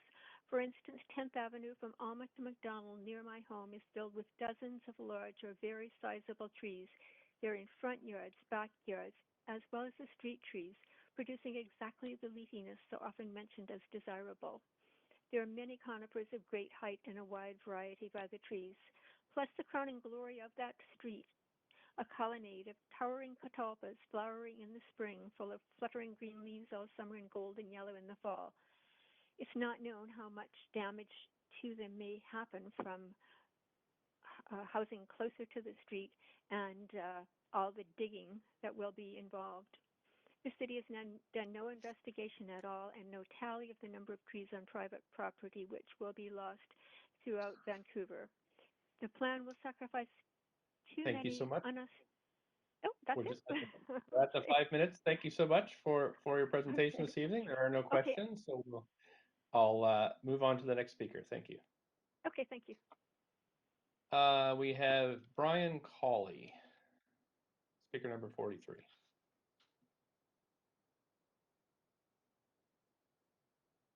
Brian Cawley speaking. Speaker 43 is not on the line.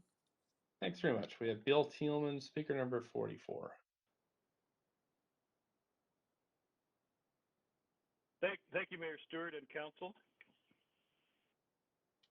Please go ahead, up to 5 minutes. Thank you, Mayor. I just want to make two simple points. First is around the issue of public hearings and accountability, which in my view are at the heart of democracy and local government.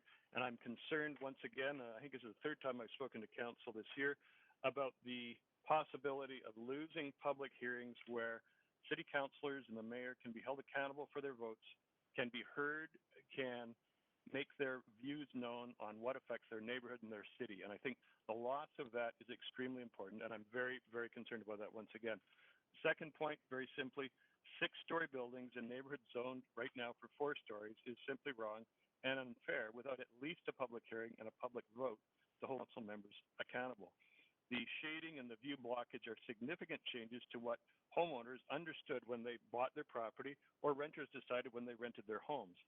I live in Vancouver and on West Broadway, one of the major arterials, and people here, my neighbors who I've talked to about some of these proposals and previously, we don't want to live in a canyon. We're very concerned about the height, the shading, the changes to views, etc. And the proposals that are in front of council right now would allow a lot of that or all of that to happen without even public hearings, and that's just simply wrong. Also concerned, and it's outside of this hearing, but the Jericho Lands Project, or as I refer to it, Metrotown by the Sea, we're again seeing the complete loss of neighborhood accountability, responsibility, and not actually thinking about the context of the neighborhoods. The people who live there are not opposed to increased density, are not opposed to affordable housing. We're in favor of more affordable housing, but we see just behind me single-family dwellings, large lots, etc., and yet we're told that we should live in a row along West Broadway of 6-story or possibly greater. I was interested in the comments of of Tim Grant from the developer saying 6-story rental is still very difficult and very challenging to make work. And we know that there was previous motions to council for 10 or 12-story buildings in Vancouver along certain arterials and other areas. So I think that if you want to make these kind of major rezoning changes to our neighborhoods, then feel free to put it on the ballot for voters in October of 2022, and we can decide it democratically after a full hearing. And those councils who want to run on 6-story or 10-story or 12-story buildings across our neighborhoods, across the city, can put their names forward that way, and we'll let the voters decide. Put it on a ballot as a referendum question, as we do with capital projects. Let the voters decide this, not a council that has 1 year left to go in its mandate. I thank you for your time, and I'm happy to take questions. Councillor Hardwick? Hi, Bill. Hi, Councillor. Public accountability. I'm interested in your statement there. I mean, to me, and I'd also be interested in your thoughts about the provincial government now looking at nixing public hearings in a broad way around rezonings and eroding democracy. But how should this work?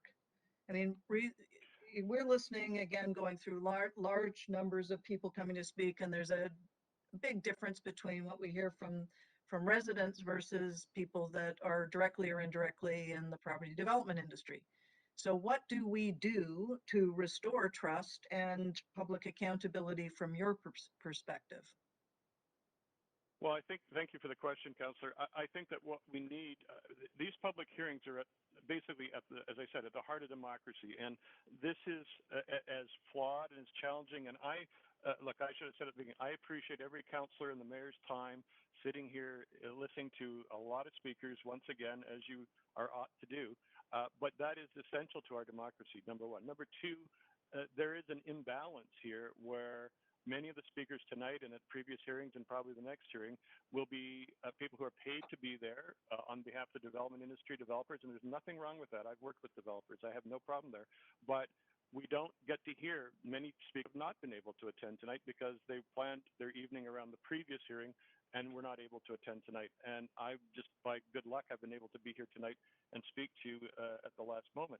I think that we have to find a better way to hear out and basically test the waters of the voters and the neighborhoods in this city. And so as flawed as it is, the bare minimum to me is a public hearing where people in one neighborhood or another can say we agree or we don't agree, or some agree and some don't agree with a rezoning application, and then council decides in public, and people can be unhappy or happy with your decisions. But that's the kind of the bare minimum, and we're talking about removing that under this and other proposals that have come forward, and that's why I'm particularly agitated about it. Could you elaborate a little bit more about your idea about having it on the ballot? I mean, we are just under a year away from the next election, and as you observe, we normally have a plebiscite to determine our borrowing capacity. How would you see that working, out of interest? Well, I think that if you have major proposals that make significant changes, and I would argue, and many commentators have, Brian Palmquist, Elizabeth Murphy, others have made in media and social media reports, these are really significant changes. This is not one spot rezoning change. This is a significant change in a massive number of the properties across the city. So if you want to make those kind of changes and you think you have the public support for that, put it to a test by the voters. And we have a unique opportunity, a better than usual opportunity with a municipal election coming up to put it on the ballot, along with, as you mentioned, plebiscites for funding different borrowing and other schemes. We've had many referendums. I think there's a real problem with the antagonism or anathema towards having referendums and having direct democracy votes on significant issues. We've had it on many issues before. If this is minor, I don't think we'd have this many speakers pro and con. I don't think this would have a hearing that's going on for 3 days. This is not a minor issue. This is a major issue. And those kind of major issues, I'm willing to fight it out. I'll oppose a bylaw proposal on a referendum in the elections if that's the case. And if I lose, so be it. People will have had their chance to have their say. But to be voting on things after 3 days of hearings into the evening, no one really sure when it's going to happen, and nobody, and many people, I would guess the majority of Vancouverites don't even know this hearing is going on right now. They would know in an election it was going on. I think you're right about that. Generally, from what we've been hearing, there is a sense that most people are unaware that this is going on, and certainly unaware of the broad impact on the city. But I very much appreciate your perspective, and I'd like to have more thought go into the implications. So thank you again. Councillor Dejanova. Thanks so much, Questions? Bill. I had a question. When we consider this in the context of looking at other types of affordable housing, and I'm being asked to look broadly, not just at one application here, but at affordability. And we did this with duplexes. And as I'm sure you know, myself and some of my colleagues last term, we just couldn't support, you know, parts of this proposal because we weren't sure how this would impact other types of affordable housing. Do you think if we're looking at a citywide policy, aside from all of the consultation, that we shouldn't just go out with one type of affordable housing, that we should be looking at all of the types and the spectrum of affordable housing and how they would work to co-locate and compete with each other, and how the zoning for one wouldn't exclude or push out zoning for another type of housing? Do you think it's important we do that all in one consultation process if we're going to go through this with, instead of individual applications, that we actually do that first?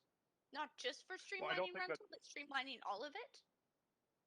Thank you, Councillor. I think that is a good question. I mean, this is kind of a this is kind of a Rubik's cube of rezoning and policy development and questions. And I think that I'm certainly hope I'm not insulting anyone in the City Council today.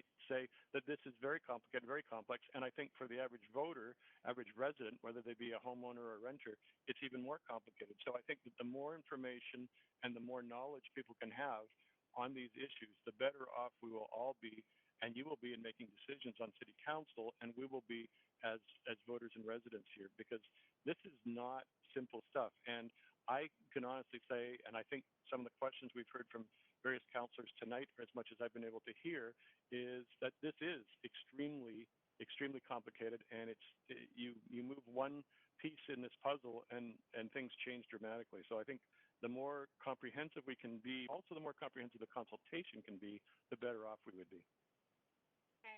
And I'm just wondering, you don't have to answer this question, but in the context of considering this, I do consider, you know, the move that the previous council made on duplex housing and kind of blanketing that across the city. This isn't blanket policy, but it is wide reaching, as you've noted, and the public may not know about that. Do you think that there's a concern that there might be a perception out there that this would be like that move made by the previous Vision Vancouver Council? I don't think there's any question about it, and I think that, you know, everyone can do things better, and certainly the previous council is no exception to that. But I think that you know, I think there's a major democracy deficit, knowledge deficit amongst voters as to what's going on tonight in City Council and at this public hearing. And I think that, you know, we need to be more consultative and inclusive of our taxpayers and our citizens, residents, whatever their status, renter, homeowner, is, because people just don't really know what's going on, and I think that's really incredibly important to a democracy. Okay, and just I won't use all of my time, but is it fair to say that you could possibly support this if there was more consultation and you know, with the public in general, citywide, and some more time on this spent on how this fits in with other types of affordable housing? I mean, I'm not trying to ask you if you would support it or wouldn't, but is it hard for you to state that without that consultation?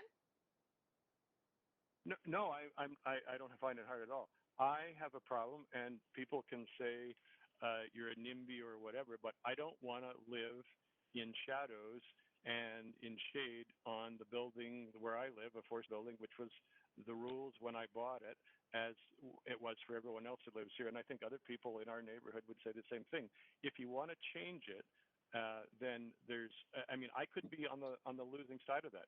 That's democracy. I understand that. But to make a decision late at night in a council hearing that will affect me and my neighbors and other neighbors and people all across this city without them even knowing it happened is wrong. That's my biggest point. Thank you very much. I really appreciate you sharing all of that. Thank you, Councillor Dominato, up to 5. Thanks, Mayor. Hi, Bill. I just wanted to follow up on a couple of questions. Councillor Jones, that's one of mine, but you referenced the complexity of this, and I've certainly kind of observed that not only complexity, but it is confusing to residents right now. But I am curious. I've been trying to hone in on this with residents, is particularly with the recommendation around C2 areas. Which is much smaller in scope when you look at the map and the recommendation of allowing 6-story rental without rezonings. Currently, we have that with Strata at 4 stories. How do you feel about that? Or is it go back to the same premise of there hasn't been adequate kind of consultation and engagement, and that the public needs to have an opportunity, residents have to have an opportunity to participate and have a say in their neighborhoods? Thank you, Councillor. I mean, I had to search to find a map which indicated to me, and I think I'm reasonably knowledgeable about city politics and politics, exactly what a C2 was and where it was, and I eventually found it, on a social media site. But I mean, why don't we run advertising as a city to say this is what we're going to be talking about? This is the issue. These are the motions in front of council. I mean, to look, and this is not a knock on city staff, we do a remarkable job under difficult circumstances, but, I don't think, again, most people have no idea they live in a C2 area, just no idea at all, or that this motion is in front of council, or that things could dramatically change if this motion passes in favor. So, I'm kind of astonished at how much could potentially happen in the city without most of the people who actually pay the taxes and vote even knowing it happened, until it's afterward, and then they find out. Thanks for clarifying that, Bill. Appreciate it. Thanks. Thank you. Okay, that's it. And council, we are at 9:45, so we can go for one more speaker, and then we'll call it a night and resume on November 9th at 6 p.m. Speaker number 46 is Celine McRae-Hamdy. Speaker 46 is not on the line. Okay, let's try speaker number 47, Michael Louie.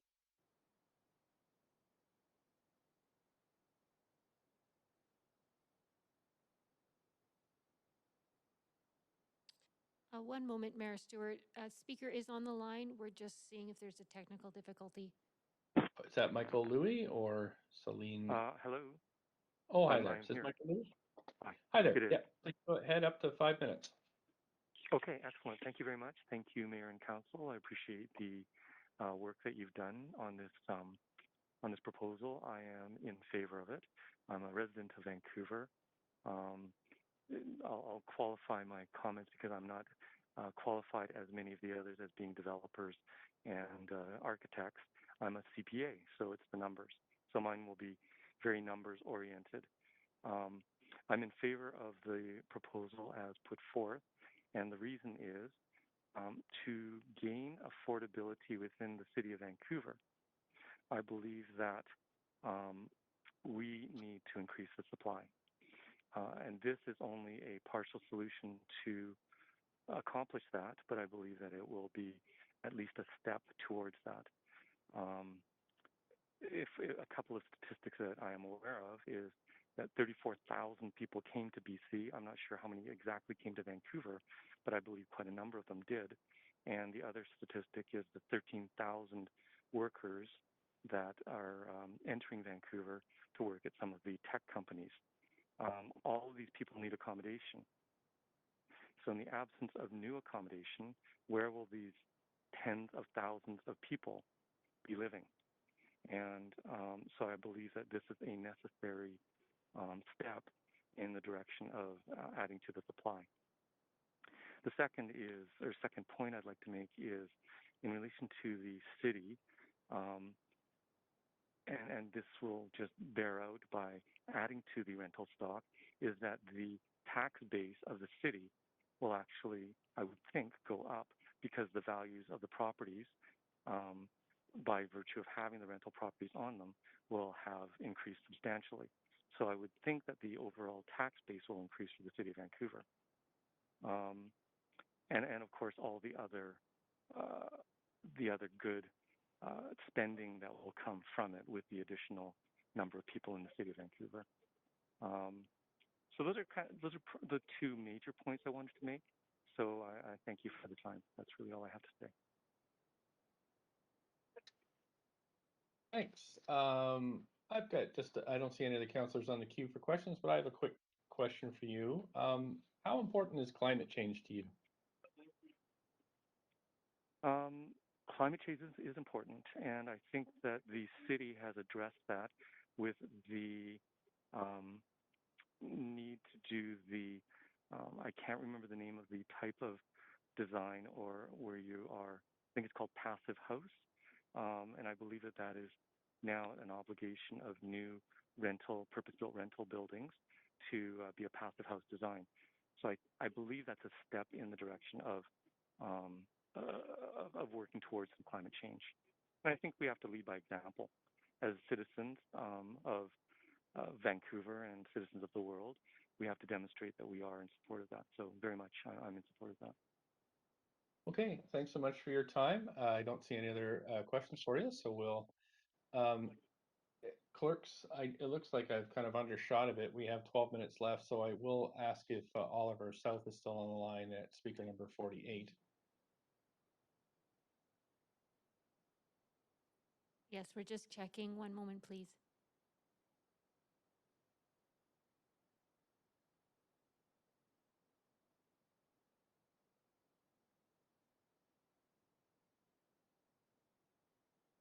Yes, speaker 49 is on the line.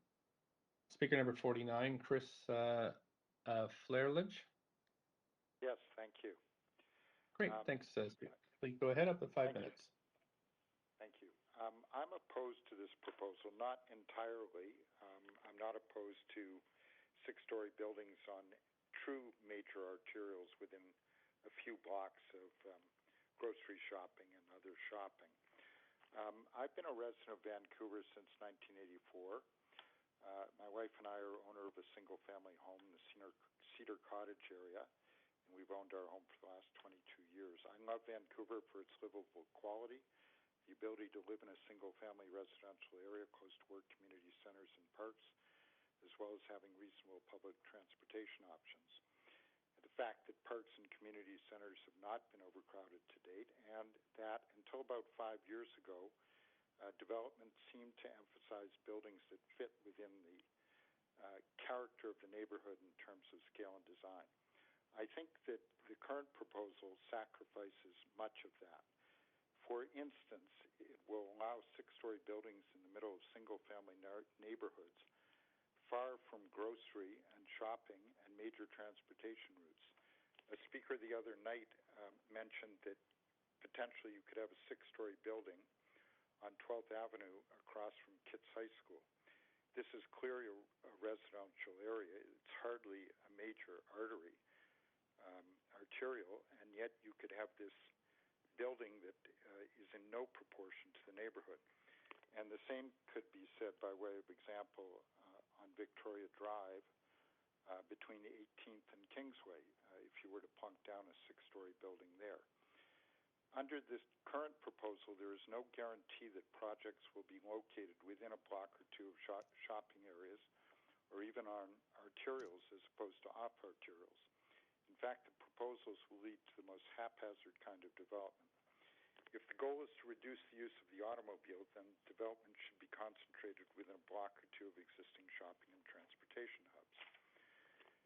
The question is, do we really need to change the character of Vancouver's traditional single-family neighborhoods by allowing six-story apartment buildings on arterials of this nature? From the presentation made by staff, it appears, and I hope I'm correct in this, that they anticipate that approximately 400 units will be built per year, or about 4,000 over 10 years. It appears that the average development approved under previous similar programs contain about 80 to 100 units, and that based on what we heard tonight, and that you require about 5 lots to do this, 5 city lots, or about 20,000 square feet was the figure mentioned earlier. So that really means that if there are only 400 units being built a year, that we really only need about 25 city lots. We don't need all these areas to be subject to development and subject to the speculation which will attend that in terms of there is undoubtedly the prices of the properties that are actually within these zones will rise dramatically. I think that while a lot has been said about, and I'll also mention that Brian Palmquist in his article in City Hall Watch indicates that under the prior secure rental policy, about 300 units per year have been developed. So the proposal really is that for the sake of about 1,000 people who may or may not have ever been Vancouver residents, that we're drastically going to change the nature of the city. And there really is no evidence that this policy is going to produce any more supply than the previous policy, because really what developers are up against is the financial implications. That is, it's difficult to make it work when the rents are controlled, and the rents are controlled in these buildings, even if it's market rent, and it may be that if they could charge more, then they would build more. The report assumes without any real evidence that building apartment buildings 10 or 15 minutes from a grocery store will have a major impact on people's use of their vehicles. It assumes that people earning $50,000 to $100,000 will either not own vehicles or not use them to go grocery shopping, no matter how much it's raining, or that they won't take their kids to hockey using vehicles. Speaker, we're just at the 5-minute mark, so I'll just say thank you so much for. That went quickly. Thank you. It goes I wasn't fast. watching it myself. Yeah. Thanks very much. You don't have any questions, but I'll thank you for calling in this evening. Thank you. Okay, thank you very much. We don't really have enough time to start another speaker, so with that, we'll recess until this public hearing until November 9th at 6 p.m. And I'll ask the clerks, did you have a second date as well, just in case? Not at this time. Okay, great. So council will get back to you as soon as possible and let the public know for the other date that we need. Okay, so thanks very much, council, for your work this evening. Thanks to everybody who participated, and thank you, clerks, as always, and staff. Okay, so we'll talk to you next week. Yeah. Thanks, Mayor. Thanks, staff. Good night, everybody. Thanks, everybody. Night. Bye. Bye all.